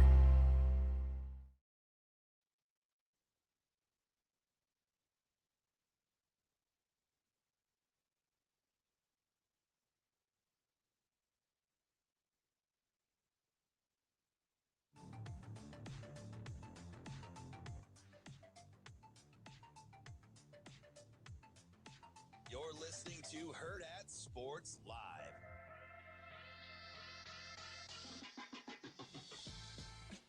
Welcome back, Hurrdat Sports Live. That's Rico. I'm Ravi here at Hurrdat Sports Bar and Grill. We are joined now by Andy KENDEIGH from KETV.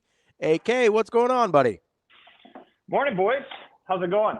Oh, we're doing pretty good. Things are happening. How's your morning going? What are you up to this morning? Well, you know, it's every time that you kind of change the routine, it's a little bit of a struggle. And, you know, I got to be in Lincoln this morning early, so I already cut myself shaving. It's been a great day so far. Yeah. That's a terrible way to start the day. Love that for you. Don't you hate that? Don't you hate that? You're like, oh, man, I should have changed the razor out, but no, one day too late. And so there's going to be a nice little cut above my lip today. It's good. That's good. I'm going to be honest. I haven't used that type of razor in At least 15 years. What? Yeah. I couldn't tell. Even when I do shave, I go electric. I never go like to the skin, Yeah, I'm old school, as they know. I still write checks. So yeah, I'm an old man. So yeah, I. You use like the straight edge razor or no? No. With the little soap dish and the lather on. Yeah. No, I'm not that old school. Okay. No, not that bad. Not that bad. But yeah, it's just one of those things, and then now it kind of sets you back, and you're trying to get this damn thing to stop bleeding. You know how that goes. It's just like, would this ever? And then you forget about it, and then it stops. So there you go. So what's the? Good morning, boys. It's going pretty good. We're talking D coordinators. We're talking. Oh yeah. We're talking signing day. We're going to talk a little Nebraska basketball later. Absolutely nothing is happening sports-wise. So we're talking about a grand conspiracy to keep Penn State from hiring a football coach, which I'm fascinated by. Just love petty agents. So there's a lot going on today, AK. And you didn't even mention the word volleyball, which is volleyball is going to be blossoming this weekend for both the Huskers and the Creighton Blue Jays. So. I know they've got it rocking and rolling, both hosting, and I'll be honest, this is probably not fair of me. Probably. But the way this volleyball team has gone, I'm kind of like assuming they're going to get to a certain point before I really dial in, which I know is dangerous. But it's also kind of like, okay, you lost one set in all of Big Ten play. I don't feel like I'm making a huge leap here.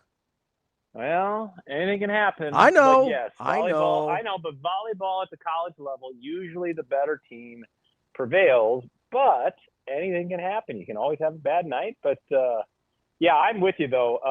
And I will. I'm not jinxing anybody because I don't know. Yeah, we're knocking on wood. We're knocking on wood. Yeah, knocking on wood. But we may or may not. I will not confirm nor deny making reservations, hotel reservations in Kansas City, like back in April. So let's just. I'm not confirming that. I'm just saying, if one were to look ahead and make reservations so you could get a decent spot closer to the T-Mobile Arena. I'm just saying that probably would be not a terrible move. Well, yeah, we're geared. By the way, Ravi, we are going to ABC, KETV. We not only have the championship match on our air, but also we're airing another for the second year in a row. We're airing the regional final the week before. They haven't set the pairings, but I gotta believe if I am any sort of television executive, you're going to take the biggest draw out there and slot them in that slot, especially if it's going to be a potential matchup between the top team in the country with their head coach facing her former team. So that would be the week before on the 14th on KETV. Now, that's not official yet.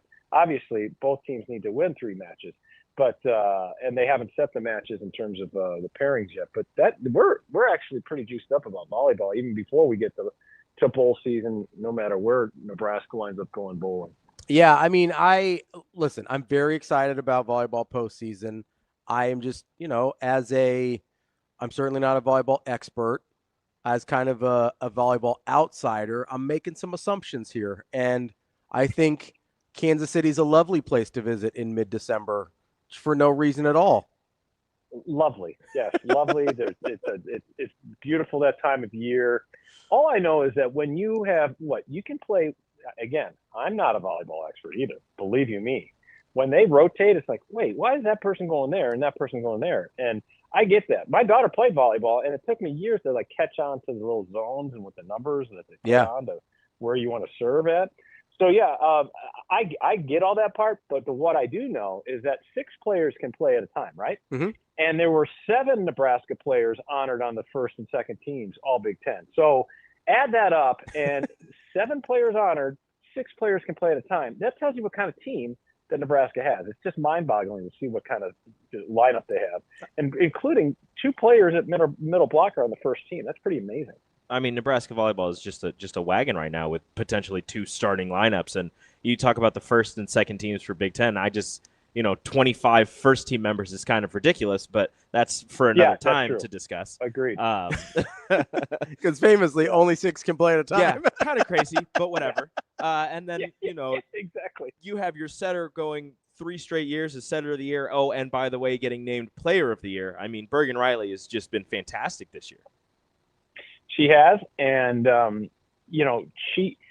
she puts her teammates in such great positions. Again, not a volleyball aficionado. I'm not going to pretend I am, but to see her set up her teammates, and the obviously the setter, you've heard it a million times. Setter is a quarterback in volleyball, and Bergen Riley is the best at it in the country right now. And there's no question the level of success that Nebraska's had is because of Bergen Riley, because she just puts her teammates in such good positions to drop the hammer. And when you're setting Harper Murray and you go, oh, Harper Murray's on the outside, you better watch out. And you're like, oh, don't forget about Andy Jackson, or oh, don't forget about Virginia Adriano, and it goes on and on and on. So that's one of the benefits of having such a star-studded lineup, is that you can't prepare for just one player on Nebraska's squad. And I contend too, if you split Nebraska into 2, I'm guessing their second team, Nebraska's second team, would be like a 3 seed or a 4 seed. So somebody, you know what I mean? Somebody told me, somebody who knows way more about volleyball than I do, told me earlier this year that there are 2 top 10 teams and both of them reside at the University of Nebraska. I don't doubt it. And they're just so deep. And I think that the thing about it, like Danny Busboom Kelly, you have the argument in sports when you're like, oh, is Phil Jackson of the Bulls? This is dating myself, but is Phil Jackson of the Bulls? Is he the coach of the year? Well, is Danny Busboom Kelly? She's got all the stars. You know what? You've got to manage those stars and distribute playing time and hits and touches and all that stuff. It's not as easy as roll the ball out there and put your whistle on. I mean, what Danny Busboom Kelly has done in this first year is nothing short of remarkable, because she's been able not only to keep this train on the tracks, but elevate it to a different level. I mean, this team, at 30-0, 20-0 in the Big Ten, the first Big Ten team to run the table in a full year in 16 years. Mm-hmm. That's saying something. I don't care how talented you are. You're going to have some off nights. You're not going to be at your best 100% of the time. And she deserves that coach of the year, in my opinion, especially as a first year coach heading into replacing a legend in Lincoln. And you can honestly say, in 3 weeks, we can honestly say she's elevated the program to another level. We'll just hopefully they can finish the job that they started. Yeah, I mean, they always tell you don't follow a legend, and DBK's like, here, hold my sparkly jacket. Like, she's like, the jacket was sick though. No, it was sick. I'm not making fun. Like, it was awesome, but it was just don't follow a legend. All right, whatever. I got this. Yeah, it was amazing. Yeah, you don't want to be the person to follow the person, but in Danny's case, man, she is. The way I'm just so impressed with her demeanor. She's so chill, but that she is as intense, and that competitive fire burns as hot as anybody. But that jacket, though, I will tell you, I was there for the blackout when she busted out that black sparkly. Mm-hmm. Woo! If she spun around in a circle with a spotlight on her, she'd be a disco ball. I mean, that was pretty amazing. And her kids' names are on the sleeve. I'm like, that is amazing. Like, what an awesome jacket that Adidas custom made for her. That was pretty cool. And hopefully she will make that into like the lucky jacket, and we'll see that come tournament time. Yeah, so you mentioned this weekend, obviously you got Nebraska volleyball down in Lincoln, you got Creighton volleyball, and then you've got Creighton and Nebraska basketball as well, AK. Mm-hmm. It's a busy weekend. Yes. Yeah, and I made the mistake of asking Coach Mack about looking too far ahead when we talked to him before the Nichols game. I said, hey, you guys, you have to talk to your fellas about looking ahead to Saturday. And he looked at me and he's like, oh, I'm not looking ahead to Saturday. It might be you. And I was like, oh yeah, I mean Sunday, But yeah, I felt like JJ Davis, October 4th, September 4th. It was one of those things that I was just like, oh boy, like But to Creighton's credit, last night they had one of their best shooting nights of the year. They were hitting threes. They shot like ungodly field goal percentage first half, like 68%. Mm-hmm. And this is without Jackson McAndrew. They're trying to figure that out with his end of the season injury. But now Hudson Greer has got something going on. Mm-hmm. I think he was in a boot last night, so we're going to have to pay close attention to that. And I'll tell you, Nebraska's got a squad this year, and in at least the near recent past, it's kind of been role reversal where Creighton on paper seems like the better team, and then we've seen what Nebraska has done in those games, in these rivalry games. So just because Nebraska comes in with its lofty record, there's nobody knows what's going to happen Sunday, and anything can happen. And Fred's got them going on right now, and they've built a nice roster, and they're playing good basketball at times. Now there's been some clunkers, there's been some clunky moments, but to their credit, they've still been able to pull out victories when it's happened. Sunday's going to be a real test to see how far this Nebraska team has come. Yeah, I mean, it's going to be a real test to see if Creighton has figured some things out too. Like you mentioned, no question, they've been struggling to put together lineups that make sense, especially with some of the injuries that you mentioned there. Yeah, and the other thing about Creighton too, guys, is that Owen Freeman he's still not where he feels he should be. He's still working his way in. He was on the shelf for months and months and months. So it's got to be frustrating for a guy who's so used to playing at long stretches at a time at such a high level, we see glimpses of it, but once he gets to the point, and I think hopefully he turns that corner come New Year's, and maybe with a couple more weeks of conditioning and what have you. But I think that once he gets there, that's going to be a real boost. Because I think last night, if memory serves, he only played like 17, 18 minutes. And, that's kind of the range he's been in. Effective. Yeah. And once you get him up to the 25 to 30 range, even higher, I mean, there's a difference when he's on the floor. And I just think that, between spacing and what he's able to do and have that big presence inside, I think that's going to make a big difference for Creighton. And because he is a talent and a game changer, in my opinion. AK, appreciate the time as always. You get down to Lincoln. Hopefully you get that face to stop bleeding. And and we'll talk to you soon. It sounds like you're going to be busy the next week or so. Yeah, I got that tissue, that tissue thing where you lick the tissue, you put it on the thing. Yeah, that's what's going on. So, well, thoughts and prayers are appreciated. Don't forget to take it off before you walk in there. That's a mistake. Good point. That's a mistake you don't want to make. I'll make sure to turn it off my phone too. No more Rudolph the Red-Nosed Reindeer this year for Coach Rhule. Okay. AK, we appreciate it as always. We'll talk to you later. Thanks, boys. Be good. That's Andy KENDEIGH from KETV. Good stuff there from AK as always. The volleyball team stacked.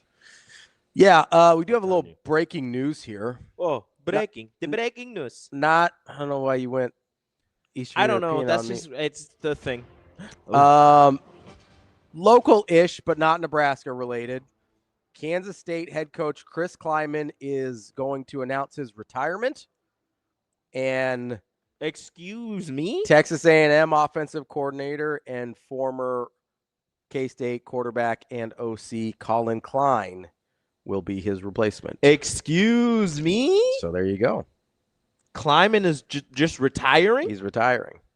He's not that old, is he? No, I think he's in his 50s still.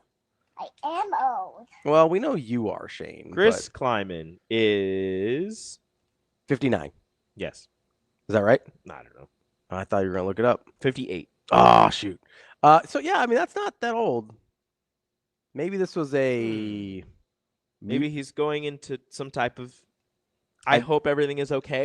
Yeah, hopefully it's not a health issue. Maybe he's going into some type of administration role. But yeah, maybe he'll move into like a GM or an I hope that's what it is. Assistant AD I hope he's just role. like, I have somewhere that I've always wanted to do and I can make more money or something. Or maybe maybe he'll help Colin Klein. Yeah. Kind of in the transition process here. You never know. But that is true, Amazing Daniel. If I was 58 and could retire, I would also.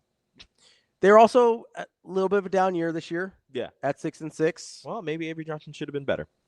Maybe Avery Johnson won't be back next year. I don't know. Ooh. Just Not that I've heard anything. Just not that. Stop it. Anyone has said anything to me about Avery Johnson specifically not being at K-State. Ooh. AJ, I can call him that because I'm here. Utah. What? Austin Jacobson is correct. Couple of in-state kids that are at K-State. Portal watch. Portaling? Going portaling? How do you make a portal noise? I don't know. Freaking bats. There it is. It is not It's freaking bats. It is, I love Halloween. Can we get a I smell like beef. I smell like beef. Yeah, we need to get a portal watch noise. Yeah. I need portal noises. Shane. No? Yeah, I can do it here. I got it for you. Okay. I smell like beef. That's exactly what a portal sounds like. As soon as you step through it. Travis says Avery Johnson will be better with Colin Klein back. Maybe that will make Avery Johnson stay. Maybe. You need to stop. What? Nothing. Well, maybe. I mean, maybe. I don't think Lenore Sellers ends up at South Carolina next year either. I'm just whatever. Can you stop? I hear some things. Lenore Sellers to Nebraska? No. Probably Miami. Why is Miami? Miami is living off of portal quarterbacks. Yeah. Cashing those checks, man. Honestly, wouldn't be a bad position to just like constantly portal in. Just 1 year rentals a quarterback every year? Yeah, I mean, I think ideally you'd get guys that are maybe you get 2 years out of them. But if you think about it, if you're developing a quarterback, you're probably looking at 2 good years out of them anyway, right? Like if let's say you get a 5-star, we know from track records, true freshman year, whether they play or not is not going to be their peak. So you're hoping, hey, I get really good sophomore, junior years, then they go to the NFL. Yeah. Right? So if you can get 2 years out of a quarterback from the transfer portal, I think you'd be thrilled. It's pretty solid. I think you'd be thrilled to death. That's what, Christopher says, for someone 4 years away from actually retiring, I would love to retire sooner. Travis is right. It's always the Ireland curse. You got to watch out. You got to watch out for the Ireland curse. Who plays in Ireland next year? I don't know. Not Nebraska. That's all we need to know. I don't know. You don't know? Shane. I don't know. I expect you to know these things. My bad. He doesn't know. So that's the breaking news out of. So August 29th, 2026, TCU UNC. Oh, well, I think Bill Belichick's already cursed. It's the curse of Jordan Hudson. TCU? TCU might get cursed. TCU might get cursed. Remember when TCU was in the national championship game? Pepperidge Farm remembers. Austin, I haven't seen the Bud Crawford news yet. You want to fill us in, Bud? Yeah, what happened? You're not. Give us a call. Yeah, or just I tell don't us. know what the number is. I don't see Bud Crawford news yet. Come on, man. I'm not going to like it. Is he retiring? No. Terrence Crawford stripped a super middleweight belt. Why? I don't know. I don't know. I'm just reading the headline. I need answers. Bud Crawford stripped of his belt. 81 days after his win, he was stripped due to his failure to pay sanctioning fees for his past 2 fights against Alvarez and Israel Madrimov. Oh, I don't care. So he didn't pay. I don't know what a sanctioning fee is, but he didn't pay, so he took his belt. Okay, that's fine. I don't care. I saw the win. I saw him beat Canelo. That's all. Doesn't But matter. he didn't pay for it, so it didn't the belt, so it didn't count. Oh, he won it still. He just is no longer the reigning champion. No, we didn't win it. No, that's not what that means. Stripping him of his belt and vacated. That's a different thing. Not a loss, not a win, not a tie. Just gone. Stripped the titles and vacating the titles They took the are number away. not the same thing. Yeah, boxing, as Daniel is intimating, is run very, very stupidly. If you think college football is bad, I just take a deep dive into how boxing is run. It is the stupidest thing ever. Like, it is a mess. Yeah. Idiotic, but it's fine. It is what it is. As long as it wasn't some weird thing where they're trying to take the win away, because I saw it. Yeah. Everybody saw it. Canelo got his head beat in. Robbie, can I tell you that a 10-2 Nebraska team wouldn't make the playoff? Robbie? Depends on the year. Depends on the two. I saw this argument happening in the chat. The chat's been going wild with it. Yeah, so this specific year, if Nebraska had gone 10-2 with this schedule, let's say their losses are to Michigan and USC, the 2 ranked teams that they played. Sure. They probably would not be in. No. They would There's several 10-2 SEC teams with ranked wins. Now, we can get into the Ponzi scheme of what those ranked wins actually were, if you'd like to. Were they actually ranked or not? But the fact of the matter is, because the SEC has only played, yes, I did predict 10-2, Captain. I said SC and Penn State would be the losses. Because Nebraska was close to top 25 or was about to be in the top 25 when they played Michigan, or they were? They, I think, were that week. Okay, so they were like 25th, right? They lost, dropped out of the top 25. You beat Michigan State, Maryland, Minnesota, Northwestern. Let's say you get back into the bottom half of the top 25, right? Yeah. Sure, we'll say that. Then you lose to USC if those are your two losses. Yeah, that's you know what happens? Mhm. You drop back out of the top 25. Yeah. If all things are the same, you beat UCLA, bet down year for Penn State still. We're keeping it all the same. You win that. You win against Iowa, who was also not ranked. Yep, correct. You're maybe back in the bottom half of the top 25. Guess what?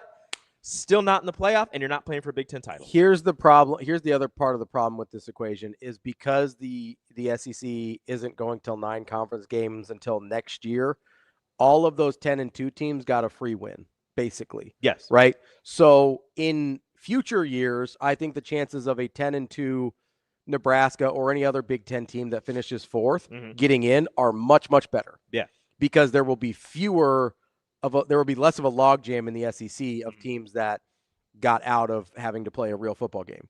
So in general, I think a 10-2 4th place Nebraska team would get into a playoff. In a normal year. This year, because of the cluster in the SEC, depending on what the wins they were and where they started, to your point, I don't think they would have got in. Yeah, in a normal year, Nebraska at 10-2, let's say 4th place in the Big Ten, should get into the playoff. Or anyone else for that matter in that scenario. But again, if Nebraska starts the year unranked, that hurts their and case a lot. Depending on who they lose to and when they lose, it drops you in and out of the top 25. Yeah. And you could be, if you're 24th and 4th in the Big Ten, you don't make the college football playoff. It sucks. This year, yes, I agree. But that's just kind of how it happens. In general, moving forward, I think that team would get in. I mean, Alabama's 10-2, and they're going to the SEC title game, and there are 3 11-1 teams in the SEC. Yeah. Yeah. What are we talking about? I don't know, but we're going to talk to Mitch Sherman from The Athletic coming up next here on Hurrdat Sports Live.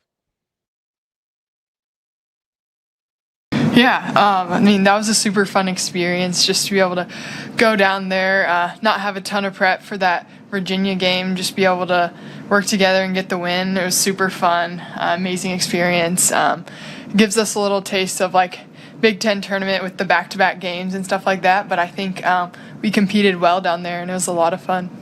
Maybe a little bit. I mean, I think it's just being more aggressive and looking for my shots a little bit more, and I think my teammates are able to get me the ball in the right spots and situations to just make that happen. But yeah, just excited. I think she's playing with a lot of confidence this year, and that's super awesome to see. She's a really great player, really versatile, can play 4 or 5, guard anyone, and so I think she's become a really great leader for us too, and I think it's just super cool to see.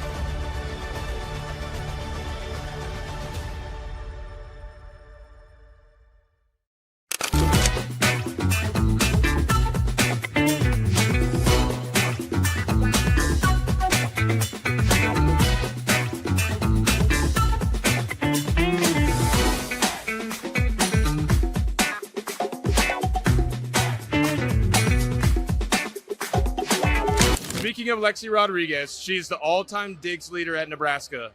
Now, who did she pass? She was a coach at, I can't remember what was it? Kayla Banworth? Not Kayla Banworth, and she's an Olympian. Wong. Good job. I don't know. I'll give you a hint. She's an Olympian. Jordan Larson. Not quite Jordan. I was going to say Jordan Larson. Miss Wong.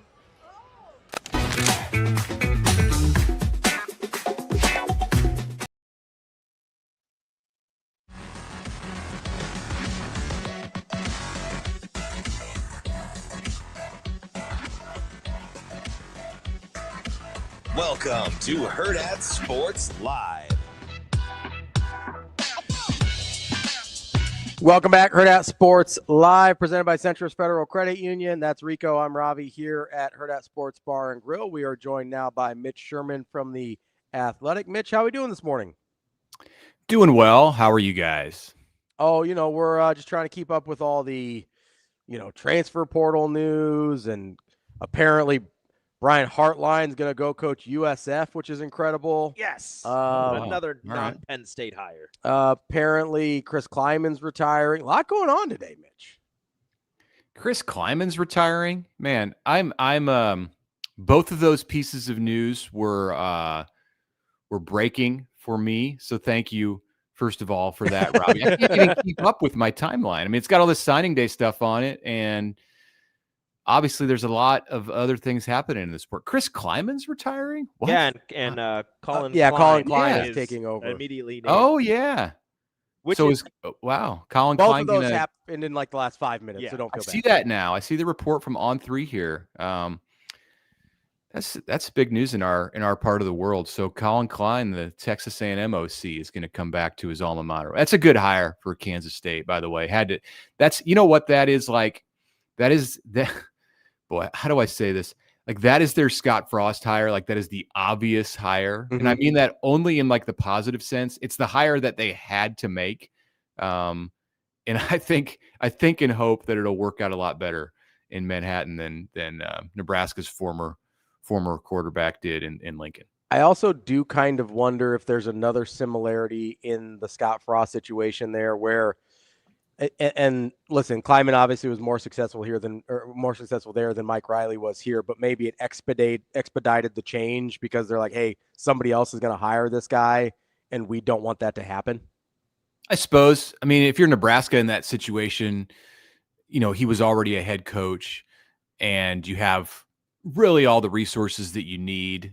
It wasn't going to come down to whether Nebraska could outbid somebody for Frost. It was going to be about his loyalty and wanting to do it. And I would suspect that it would end up being the same with Colin Klein. Like if he had gone to Kentucky because it had an opening this year and K-State stood pat, and then 2 years down the road, Chris Klieman decided to retire. I still think Colin Klein probably comes home for that, but strike while the iron's hot. And he's a hot coordinator for sure right now with the work that they've done with Marcel Reed and getting to the college football playoffs. So we'll be interested to see if Klein is gonna coach the Aggies in the CFP. It's kind of crazy timing for Colin Klein to retire on the first day of early National Signing Day, or Chris Klieman to retire on the first day of early signing day. Like, it's better than doing it tomorrow when all your recruits are signed. That's viewed as really shady. So I commend him for doing it today. So at least the recruits who were signing with Kansas State know before they put pen to paper. And if they have somebody else lined up, like, I'm sure that's going to be more smooth. But yeah, I mean, I guess he's of that age, and Klieman never struck me as a guy at Kansas State who was going to try to climb the ladder from there and move on to the Big Ten or something like that. So good for him. He's had a great career. How much have you been following this Penn State saga in the recent days? Because it sounded like, and I mentioned this because, as I said earlier, Brian Hartline going to USF, it sounded like he was sort of a backup candidate at Penn State. Yeah. And it just seemed between him and like a Bob Chesney going to UCLA yesterday, it seems like even their backup candidates are just getting picked off their list one by one. And I'm just curious, like, if you're Penn State, Mitch, where do you go from here? Yeah, you go to Terry Smith, I think. And look, do you want to be the 9th choice at Penn State? Do you want to go in there as an established head coach? Sure. And know that everyone else knows, recruits, portal, prospects, your opponents, your fans. Do you want them to all know that you were Pat Kraft's 10th guy? Like, yeah, I don't know. If you're Terry Smith, that's fine, because you've been the interim and you've been waiting in the wings, and obviously that wasn't the move that it was that Penn State intended to make at the beginning of this 53 days ago. But Manny Diaz, like, that name is still out there. I think unless something's changed in the last 6 hours, maybe that. But is that better than the guy who's got his feet on the ground there right now in the support of the players? Like, you're looking to salvage this at this point. And I look at what Ole Miss did in promoting Pete Golding right away when Kiffin left. And Ole Miss is in a different situation because it has to get ready for a college football playoff game in a couple of weeks. But it was looking for stability. It was looking for a way to minimize the drama, of which there was plenty with Lane's departure on its own. And if it doesn't work, if you promote the interim, promote the coordinator, and a year from now, it's painfully obvious, like, this guy wasn't ready, this isn't the direction that you need to go at Ole Miss or Penn State, then it's not going to be a big buyout, and you move on, and you, like, have your feet underneath you with a new start in a different coaching cycle. This is a tough one to be in, obviously, unless you're LSU. And, I would have said the same about Penn State, but it's turned out, it's totally gone sideways for Pat Kraft. So at this point, cut your losses and hire the guy who the people in the program want, and salvage something out of this situation. And you can be happy, and you can bring him out, and you can say, sometimes the best things come from unexpected places, whatever. Like, everybody knows that Kraft didn't intend to hire Terry Smith at the beginning of this, James Franklin's assistant, but at least they can put on a good, put on a good face and like be honest with the fan base about the way that it worked out. So after Sataki would have been okay. That was kind of an outside the box thing, because I think a lot of people believe that he would never leave BYU, which ended up being the case. Turns out true. Yeah. Yeah. But you took a swing there. He's a good coach, clearly, and it didn't work. Like, the Mormon Church got involved, which was very bad for Penn State. And to me, that's got to be, that should have been the last like swing that they take from the outside. And now just hire Terry Smith.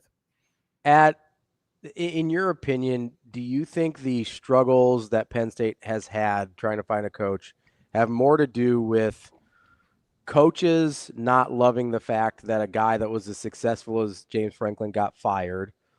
Or do you buy into the Jimmy Sexton sabotage theory? I wouldn't totally put it past him. I wouldn't either. Or do you think there is another factor that I haven't considered?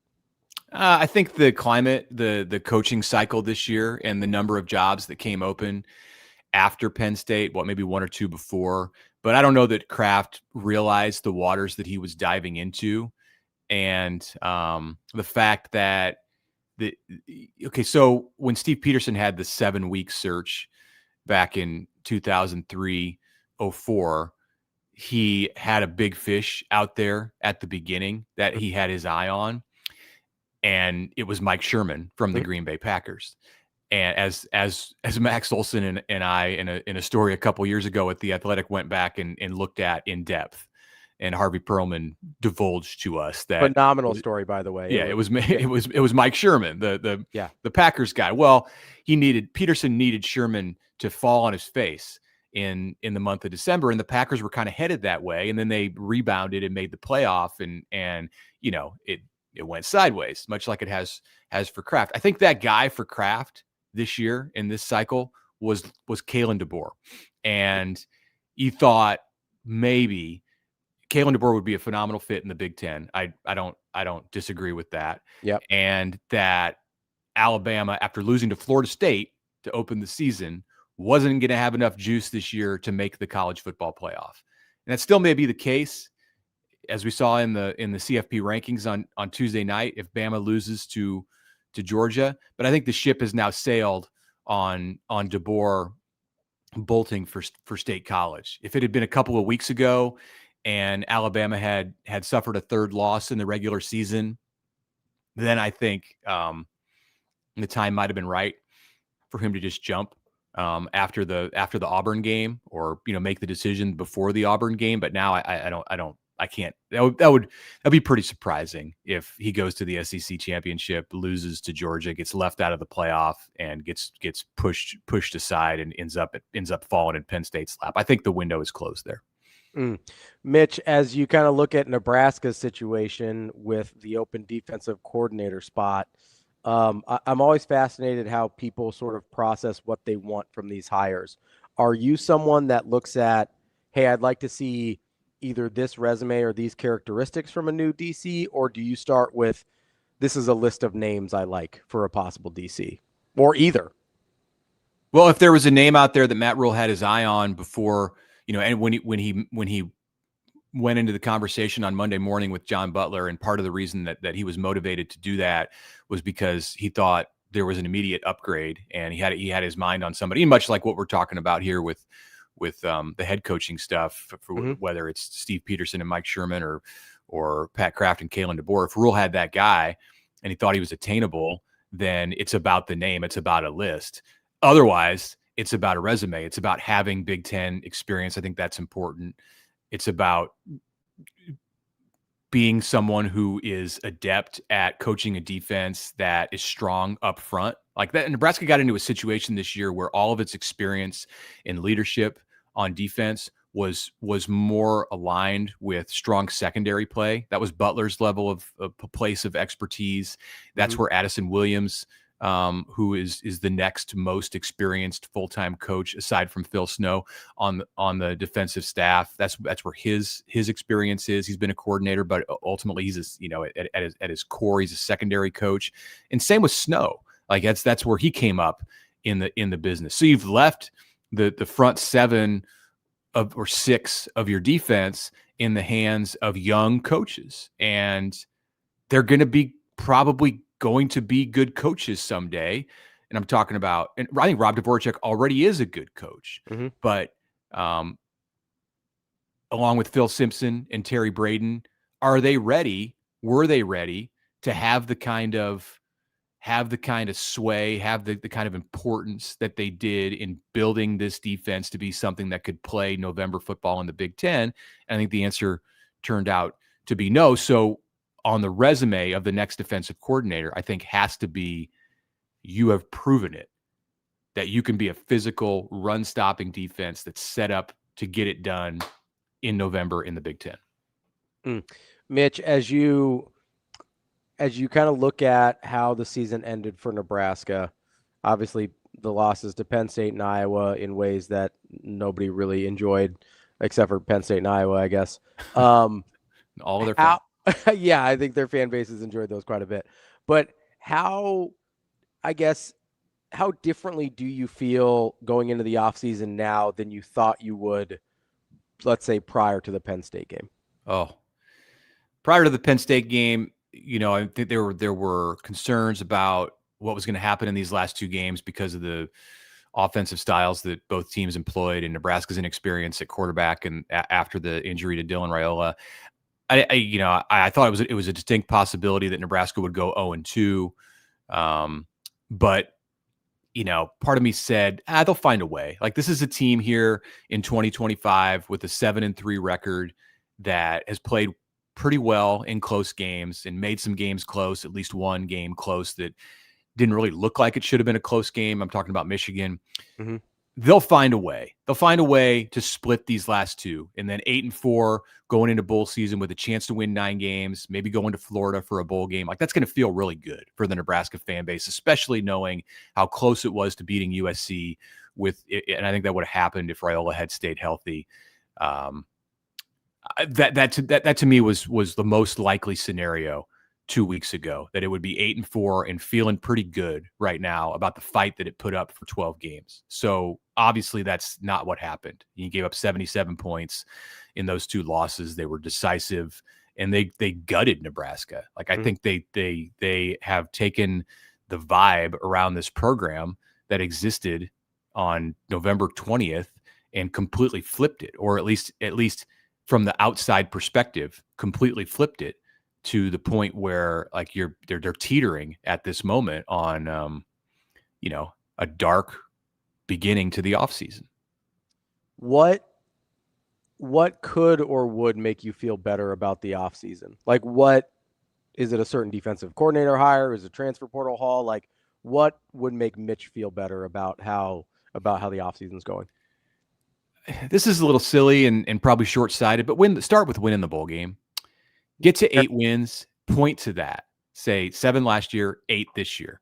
Back-to-back bowl victories. Like, it means something. Nebraska's going to play a decent team in a bowl game. Like, show that you have that you've got more fight than what we saw in the last 2 games of the regular season. I think that one thing that a bowl game can indicate is like just the morale and I talked about the vibe. Like, it can indicate where that's at in the program. And that matters going into the more important part of the offseason, which is the transfer portal haul. So I feel good about Nebraska this offseason. If it hires a defensive coordinator, it doesn't have to be a name brand defensive coordinator. It doesn't have to be somebody who, it doesn't have to be Justin Wilcox from Cal.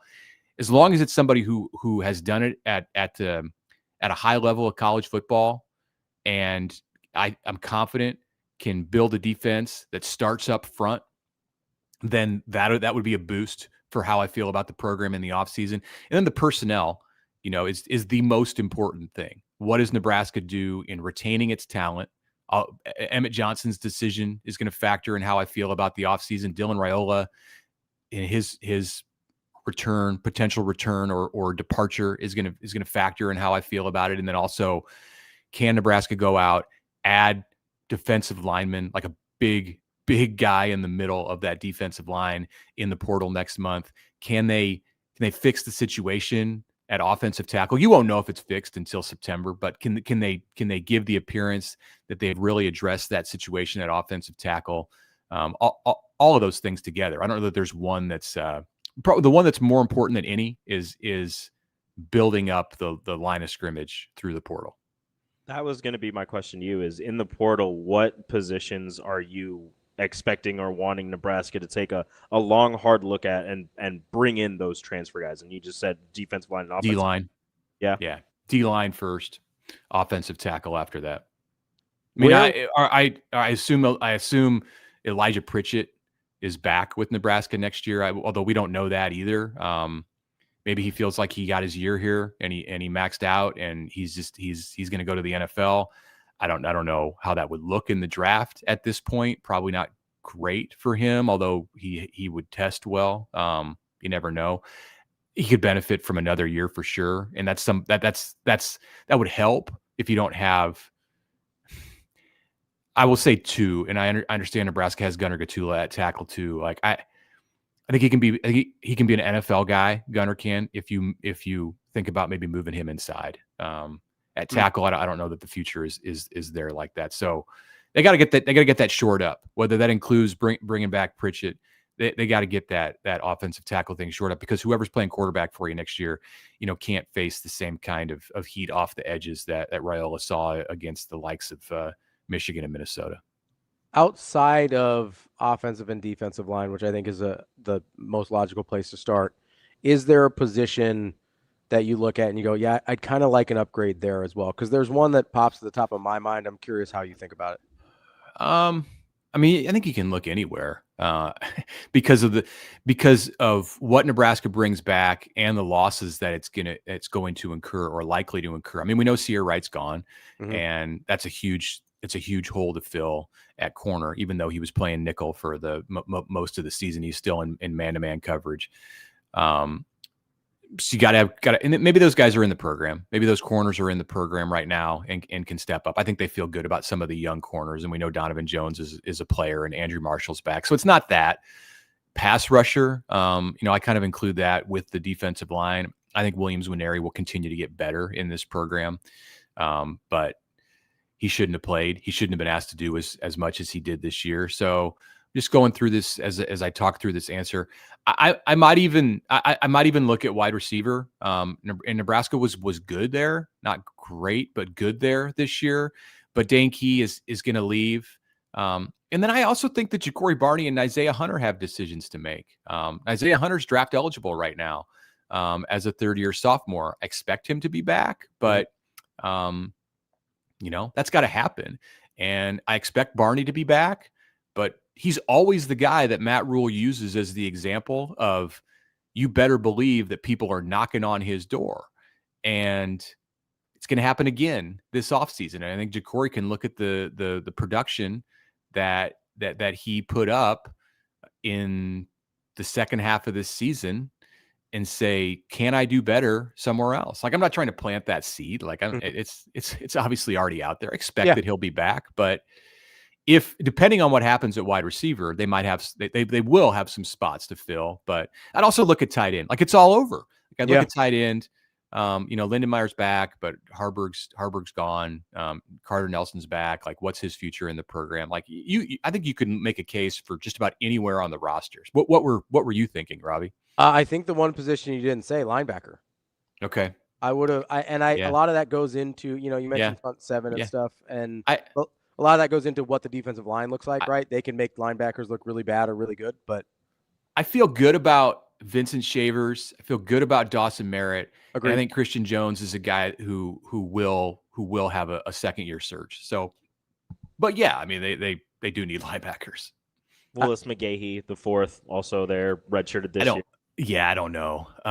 I expected more from him this season. I think there was an injury situation involved, but the jury's out for me. Like, I don't know that I'm not like counting on him to be a difference maker until he shows that he's returned to that late freshman season form. If EJ does decide to go to the NFL, do you like what they have in the running back room? Do you think they like what they have in the running back room enough to not go portaling? I mean, if there's a good running back in the portal, you're obviously going to take a swing, but is that something that you would expect them to do if EJ decides to? Yeah. I think they may go to the portal either way. Even if EJ comes back, to look at somebody like the back they missed out on in Marty Brown, who went to Miami, like somebody who can share the load with him. It's nice that Emmett can withstand 25 to 30 carries a game, but what kind of could he be better if it was 18 to 22, even more effective? I mean, he might not put up 1,500 yards, which is what it's going to be after the bowl game if he plays in the bowl game. But and if he's back, then obviously he is playing in the bowl game. So I think they go to the portal either way, whether Emmett is back or not. And if he is departing for the NFL, then it's right up there with the offensive and defensive lines, or defensive and offensive lines in that order in terms of a priority. Like, you have Jamal Rhule coming in, who signed today. You're a year away from Amir Brown, who's highly regarded. So that doesn't factor.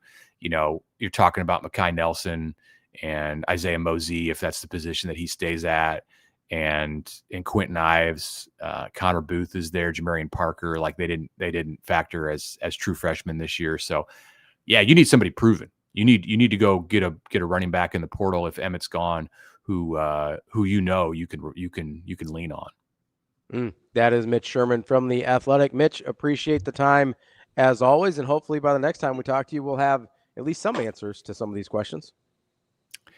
Answers are going to continue to come, good or bad. That's what I think people forget, is bad answers are technically still answers. I don't like them. Mitch, we appreciate it as always. We'll talk to you later. Thanks, guys.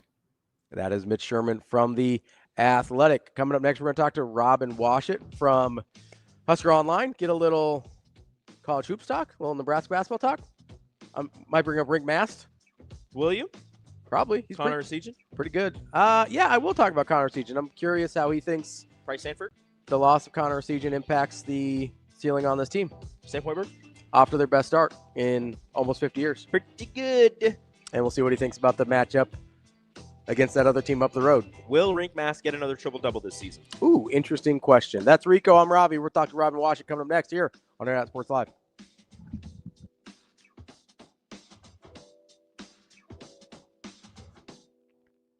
Yeah, I think that feels good. I mean, that's something that really matters to us. We put a lot of thought into trying to build our non-conference schedule in such a manner that we can really have that standard metric stand out, I guess, as a part of our resume. And ultimately, this team is hungry and eager to be in the postseason, but not just to be in the postseason, but advancing there. And so everything matters. Every game matters. I think the focus for our team is just one game at a time and what needs to happen today in practice to help us be the best team we're capable of. But just really good that everything's kind of coming together for us to be a top 15 team in the net, and hopefully that people will take notice of that, and that will start being talked about as a team that could potentially host in the NCAA tournament.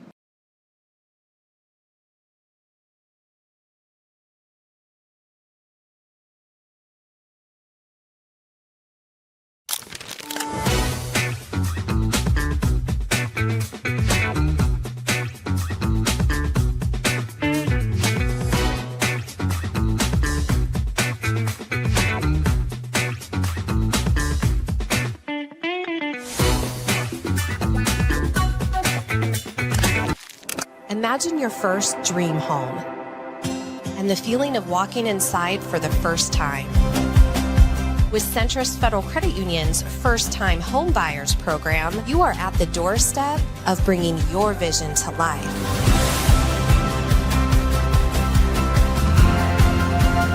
Welcome home. From your neighborhood mortgage experts, Centrist Federal Credit Union. We are where you are.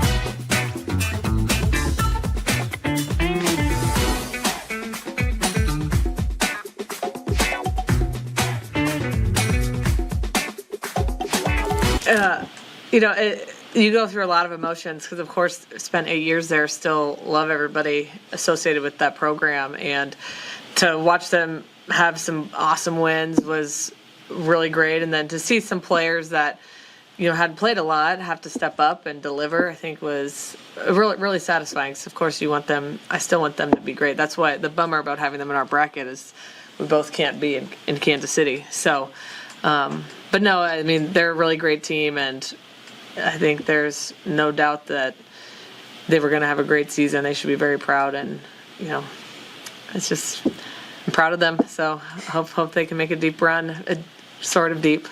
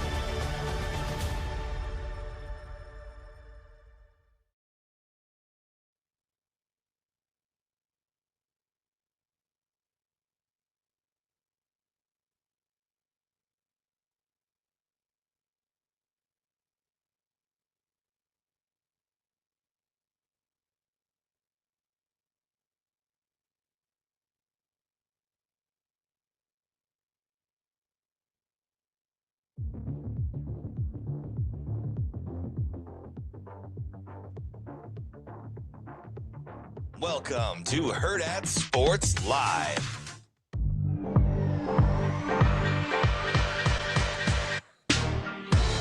We're back here on Hurrdat Sports Live. That's Rico. I'm Ravi here at Hurrdat Sports Bar and Grill. We are joined now by Robin WASHUT of Husker Online. Robin, what's going on, man?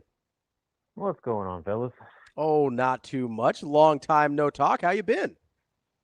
Doing all right. Staying busy. It's the tail end of football, basketball crossover season, so things are steadily starting to slow down a little bit, but also ramping up on the hoops end. So always something to talk about. Well, as it ramps up on the hoops end, I want to start with the 8-0 start for Nebraska, their best start in almost 50 years. As you look at this Nebraska team, A, did you expect them to start off this hot? And B, has it changed what you feel about their ceiling this year? I thought they would have a chance, especially with the way they scheduled to stockpile some wins. They did themselves kind of the usual plan of setting up opportunities to, some early bye games, build momentum, get some continuity, and then kind of gradually testing themselves more and more. They went and played Oklahoma in Sioux Falls, and technically that's a neutral site game, but it was really anything but. So, they were able to maximize on that opportunity to play in front of a home crowd against for their first high major opponent.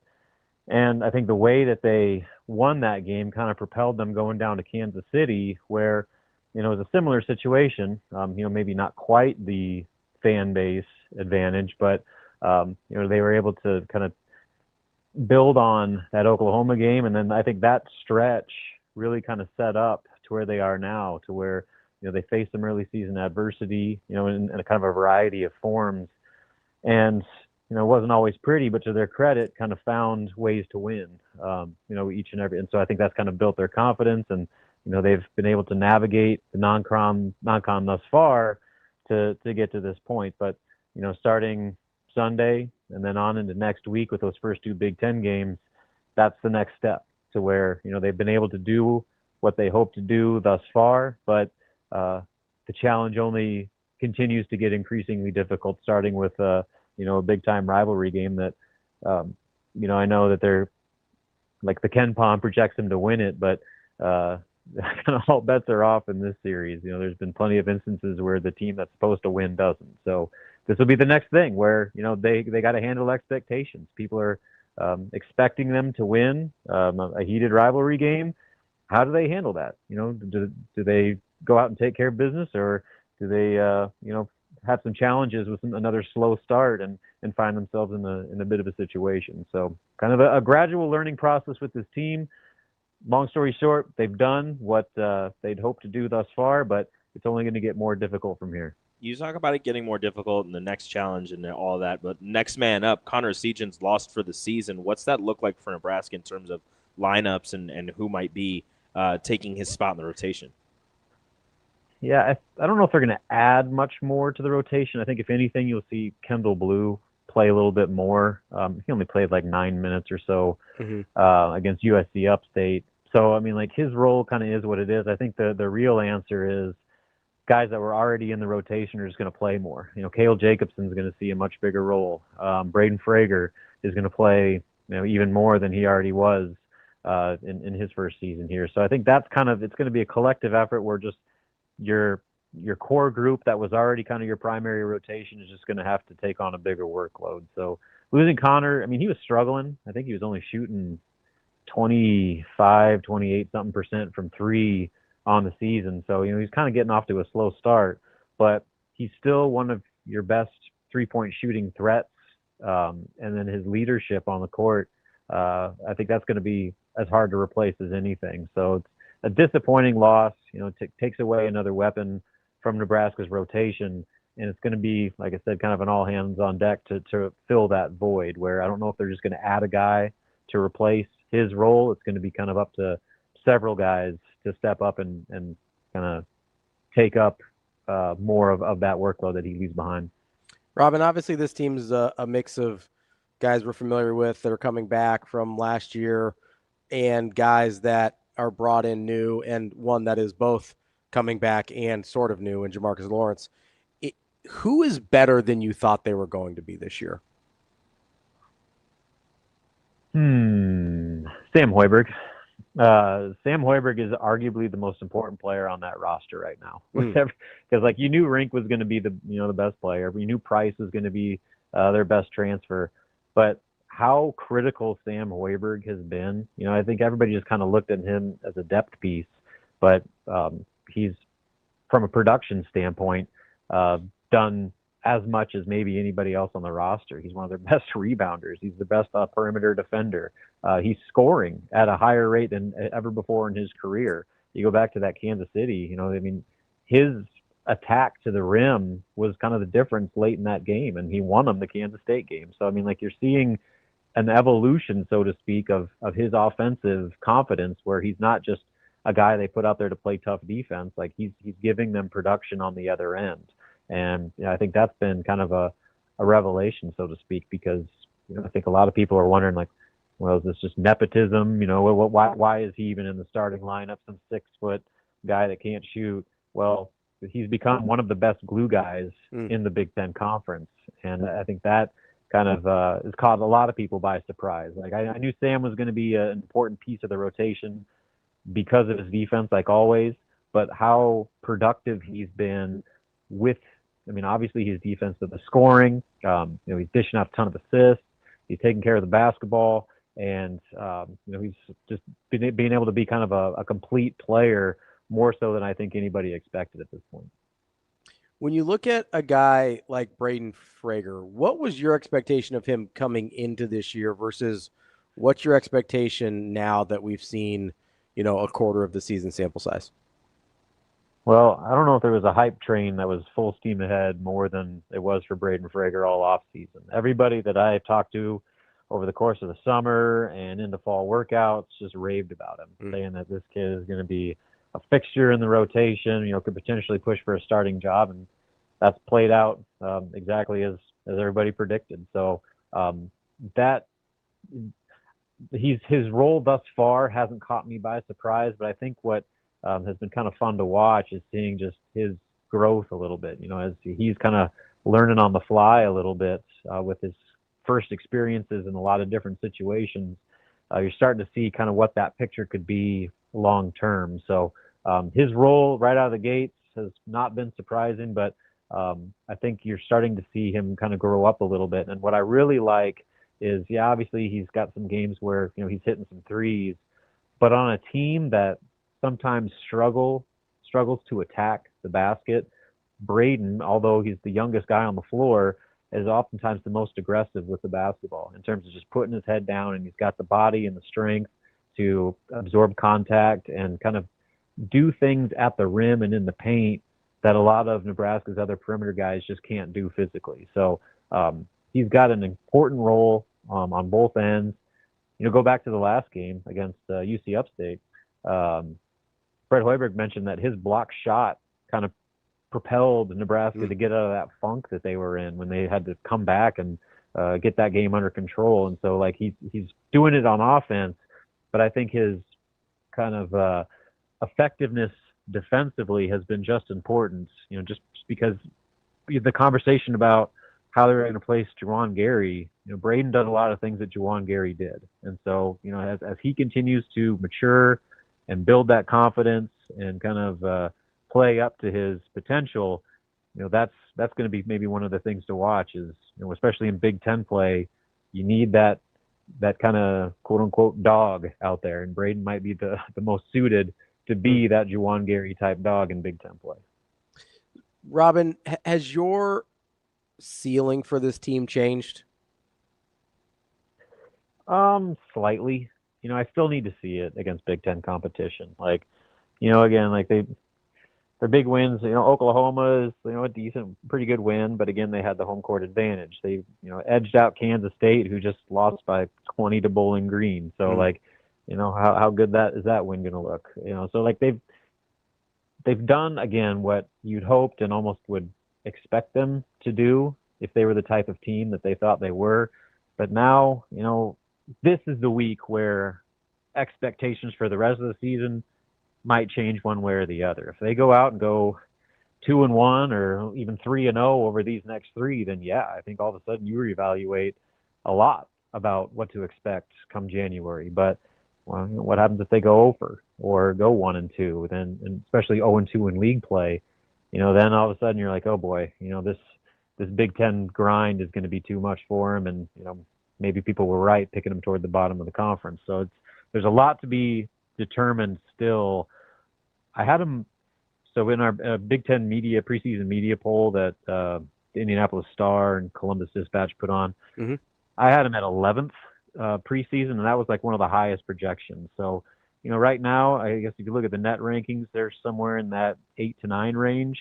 So they're a little bit ahead of what I predicted, but again, there's still so much season left and so many more kind of turning point challenges ahead on the schedule that I'm still going to stick with my prediction. I think that they have an absolute chance to finish in the top half of the league, but they got some work to do yet to solidify that. So you mentioned this upcoming week. It's Creighton at home, Wisconsin at home, Illinois on the road from Sunday to next Saturday. If you had to rank in order the priority of those wins, how would you do that? Normally you would say that your Big Ten games are going to carry more value, but I just put so much on that Creighton series, just in terms of the morale and not only from the team, but from the fan base. Like, people can get so discouraged or encouraged one way or the other based off that game. And so, if you go and beat Creighton at home, then, all of a sudden you're going to have a Wednesday night raucous crowd for that Wisconsin opener. That's going to make that a much more intimidating environment. So I probably go Creighton 1, just because of what that game means, not just for, the context of this season, but, the annual weight that it carries.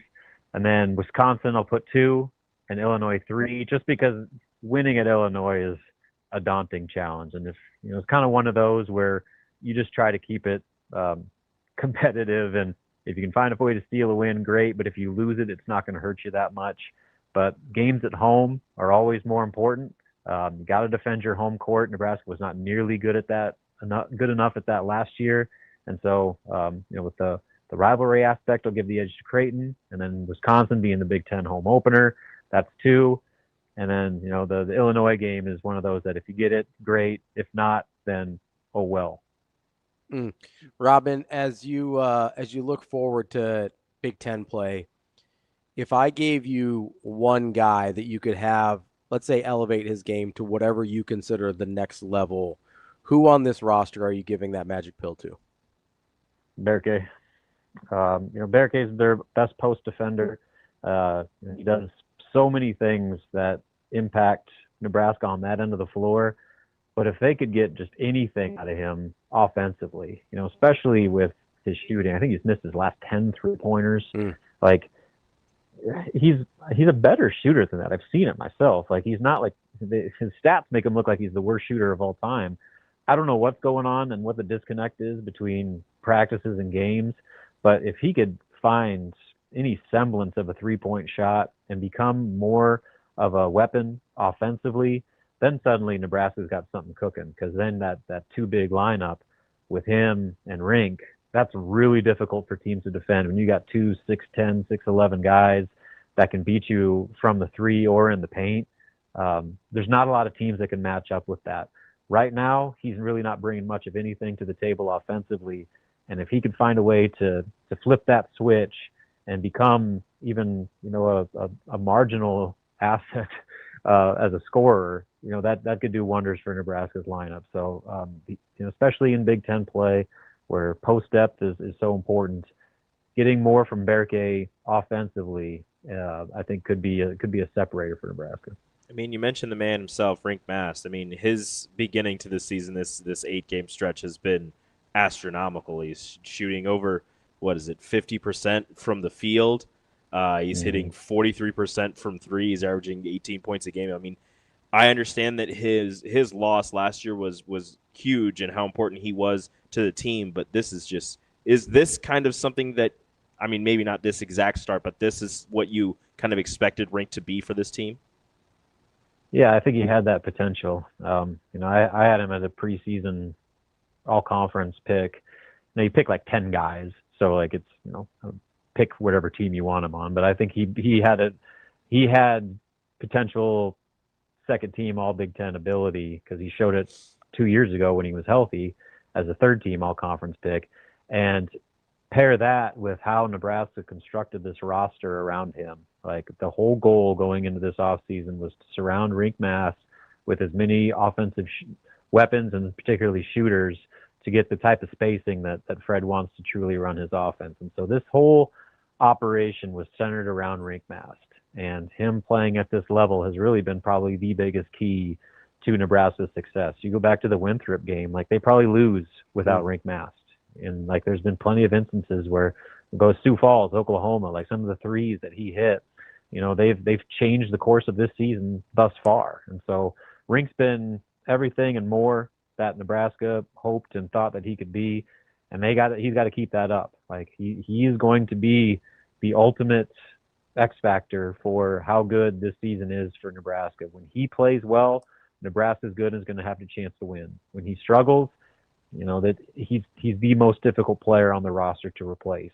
That type of production. So it's a great start for him thus far, and how long and how much he's able to keep that going into kind of this next degree of difficulty on the schedule will ultimately define just kind of what the season is for Nebraska. That is Robin WASHUT from Husker Online. Robin, appreciate the time and enjoy the game on Sunday. Sounds good. Always look forward to it. Appreciate it. That is Robin WASHUT from Husker Online. Good stuff there from Robin as we get ready for hoop season to kind of replace, that hole in our hearts from football now that the regular season's over. The greatness of volleyball, the great start for men's and women's basketball, Nebraska-wise. Also undefeated. At least. Is doing a lot of heavy lifting for the final 2 games for the football team. Yeah, they sure are. Those 3 teams are just like, hey, volleyball's been doing it all fall. Yes. So they're just like, hey, also, here's Coach of the Year, Setter of the Year, Player of the Year. Be honest, volleyball's been doing it for like a decade. Yeah, you're right. They've been carrying the weight. Look, if you want to be sad about that, go ahead and be sad about that. It is kind of refreshing to have other things. And it's been going on for a little bit here, but other things like press conferences from the different coaches and stuff like that to kind of get us back into that. So it's been refreshing. It has. And if you're not paying attention to the Nebraska women's basketball team, what are you doing? Yeah. What are you doing? Britt Prince has 2 30-point games already. Also undefeated. She's on fire. Very good. Jessica Petrie, the Australian, down in the middle. I argue, I've said this before, and I'll keep saying it till the end of time, best footwork on the women's team I'd put her footwork up against some of the men as well. Yeah? She's got great footwork. We're big. She's a menace in the paint. We're big Coach Williams fans here on the show. Yes. We love Amy Williams.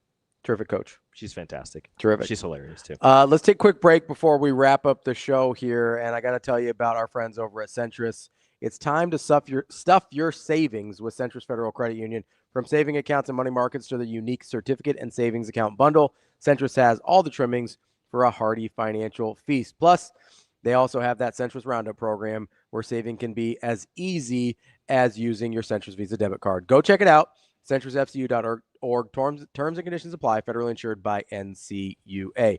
We will be right back to wrap up the show here on Hurrdat Sports Live.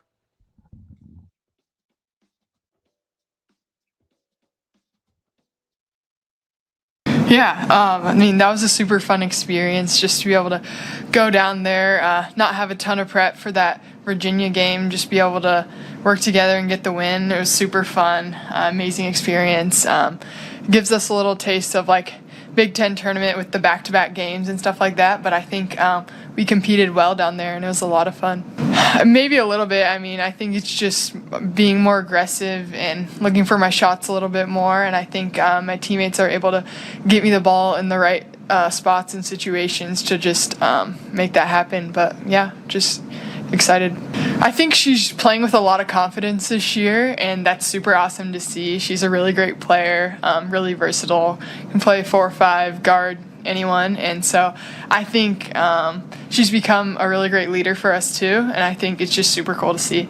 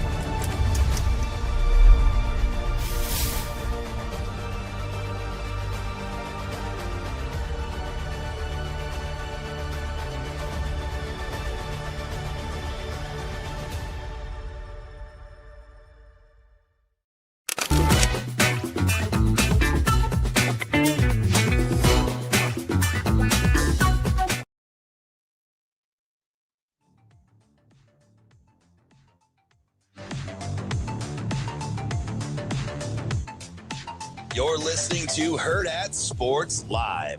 You know, we played the number 1 rebounding team in the country as far as rebounding margin in our last ball game, and we out-rebounded them by 8. So it may seem like, well, golly, why are you complaining about rebounding? But we still have plenty of clips and film where, we have one player that maybe just missed their, box out responsibility, or, it's something that we know to be as good as we want to be in the Big Ten Conference. We have to be one of the best rebounding teams, and we have to take care of business. We have to be the most disciplined team in that regard, and so that's something we want to continue to get better at.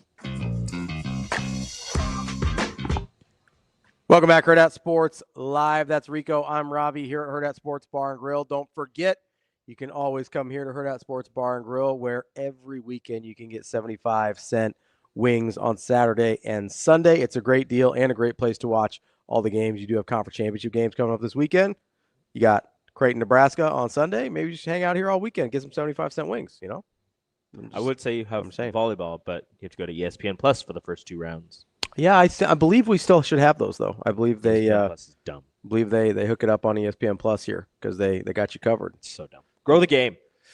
Grow the game. Well, listen, the championship will be on network television, ABC. That's good. That's great. As Andy mentioned, the regional final the week before also will be on ABC. Yep. We love that. We were talking about the playoffs in the chat earlier. And with the second to last rankings of the College Football Playoff Committee coming out last night, Duke has an opportunity to really screw the ACC. To do the funniest thing imaginable. So if Duke wins, Duke is 7-5, and because of the stupid ACC tiebreakers and their conference schedule, ridiculous, they are in the conference championship.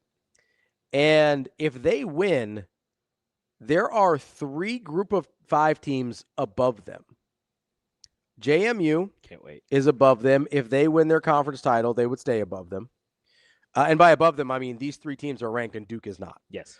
So that is by definition above them. Duke is 7-5 overall, 6-2 in the ACC. They won the right games. Yes. That's all it came down to. And then the North Texas and Tulane, both ranked in the College Football Playoff Committee rankings. They play each other for their conference championship, and the winner then will obviously still stay above Duke. If Duke wins the ACC, I think the ACC gets shut out of the College Football Playoff. I don't even think that's a hot take. I think it will happen, and you'll have 2 group of 5 teams in. So do they still? I keep forgetting do they take the automatic conference champion, or is it just the highest ranked conference champions? It is the 5 highest ranked conference champions. Got it. There would be 2 group of 5 champions ranked higher than the ACC champion. That would be your 5. It would be Big 10, Big 12, SEC, Big South, I think is where JMU is, and AAC for Tulane. Or the Sun Belt. Sun Belt. Yeah, not Big South. Sun Belt. And then the American Conference, which is the AAC for North Texas. The ACC would get shut out because their next closest is Miami, and they are 12th. Yes, and Miami would not get in as a conference champion. So for the purposes of this cannot get in as a conference champion. For the purposes of this exercise, I'm just going to pick champions. I'm not going to say these are the people who open. We'll just say Ohio State, Georgia, Texas Tech. Those are your 3. Yeah, from Big 12, SEC, and then Big 10. If Duke wins. Yeah. So Virginia would not. So that'd be your ACC. Miami can't because they're not in it. Yeah. Tulane, and then James Madison. Because there are 5 ACC teams ranked. Yes. But Miami, Virginia, SMU, Pitt, and Georgia Tech. None of those teams except for Virginia are in the ACC Conference Championship. That's disgusting. So they have that would be your 5. Yes. And then what is it? 12 teams, right? Yes. So then Indiana, Oregon, Ole Miss, A&M, Oklahoma, Alabama, maybe, unless they drop down, then it'd be if Alabama loses, I don't think they're a lock. Okay, then Notre Dame, BYU. Yeah. If you're just going off of the rankings. Notre Dame, BYU, maybe Notre Dame, Miami, in which case the ACC wouldn't get shut out, but they'd be an at-large and not the conference champion. There's no way you take Miami over BYU. I don't think they're going to put an at-large team in from a conference that they didn't put their conference champion in. BYU is in the Big 12 championship game, aren't they? Yes. Okay, so never mind. So I just said Texas Tech wouldn't, so BYU would drop down. So it'd be Notre Dame, Miami. There's a chance that Texas gets in. Texas isn't getting in. There's a chance. Texas is not getting in. If Alabama Texas is not and getting BYU both drop, Miami, Texas. They're not getting in. Notre Dame gets in over Texas. Well, yeah, Notre Dame would stay in, but then there's one more spot left. Yeah, it would be BYU. No, because BYU's in the Big 12 championship game. But they only have one loss. But if they lose to Texas Tech, I understand. Okay, the wins and losses. No, the wins and losses thing, like it matters. Michigan, but you need to understand. And Michigan and Vanderbilt deserve to be in over Texas. They deserve to be. But what's going to happen? And this is how with the wins and losses, they just take it. If you lose now, you drop. It doesn't. It doesn't matter. Do you want to make a bet? BYU loses, they're going to drop. Do you want to make a bet? Sure. I will bet you that if BYU loses, because that's the contingency we're talking about, right? Yes. If BYU loses, Texas does not make the college football playoff. What would you like to bet? I don't know. Lunch? That's what we always do. All right. Lunch bet. If BYU loses, Texas is still not what? I have a better one. What's that? Loser has to shave their beard. No. Too big.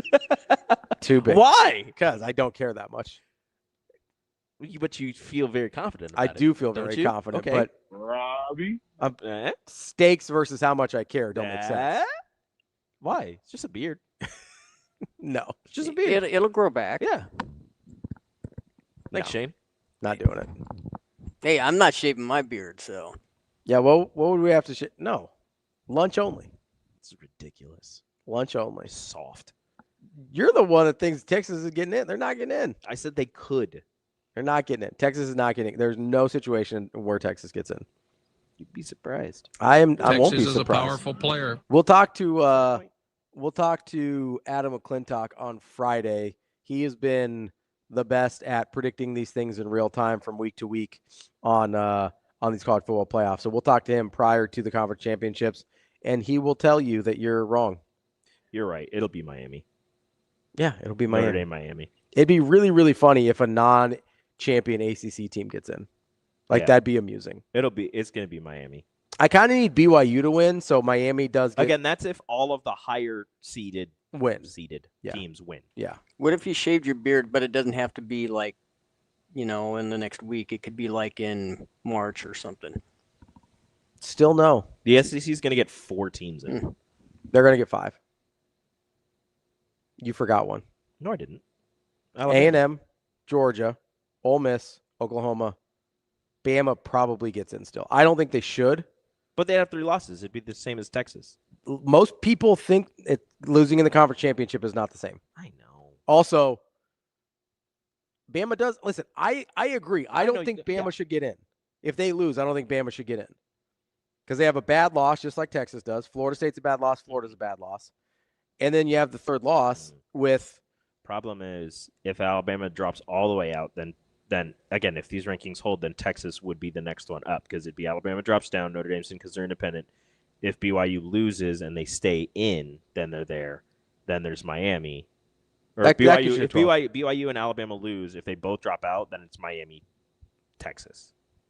I think the argument for BYU to be in is better, but I think so too. It's an SEC thing. That's never going to happen. There's so many 11-1 teams. A lot of 11-1 teams. We need more losses in college football. Well, thankfully, the SEC is going to be adults and finally play a 9-game conference schedule next year. So that should help solve a lot of this. And Vanderbilt's going to be leading the charge with a 5-star quarterback. And then Texas can complain about being a 4-loss team that's not in the college football playoff. Losers. That is the show for today. That's Rico. I'm Ravi. We will be back tomorrow. DB will be back and join us. And I'm sure we'll have plenty more to get into. So far, only one Nebraska transfer portal casualty. That is Cade Vermoss. Only one that's been announced so far. We'll keep an eye on it. That's Rico. I'm Ravi. It's Hurrdat Sports Live.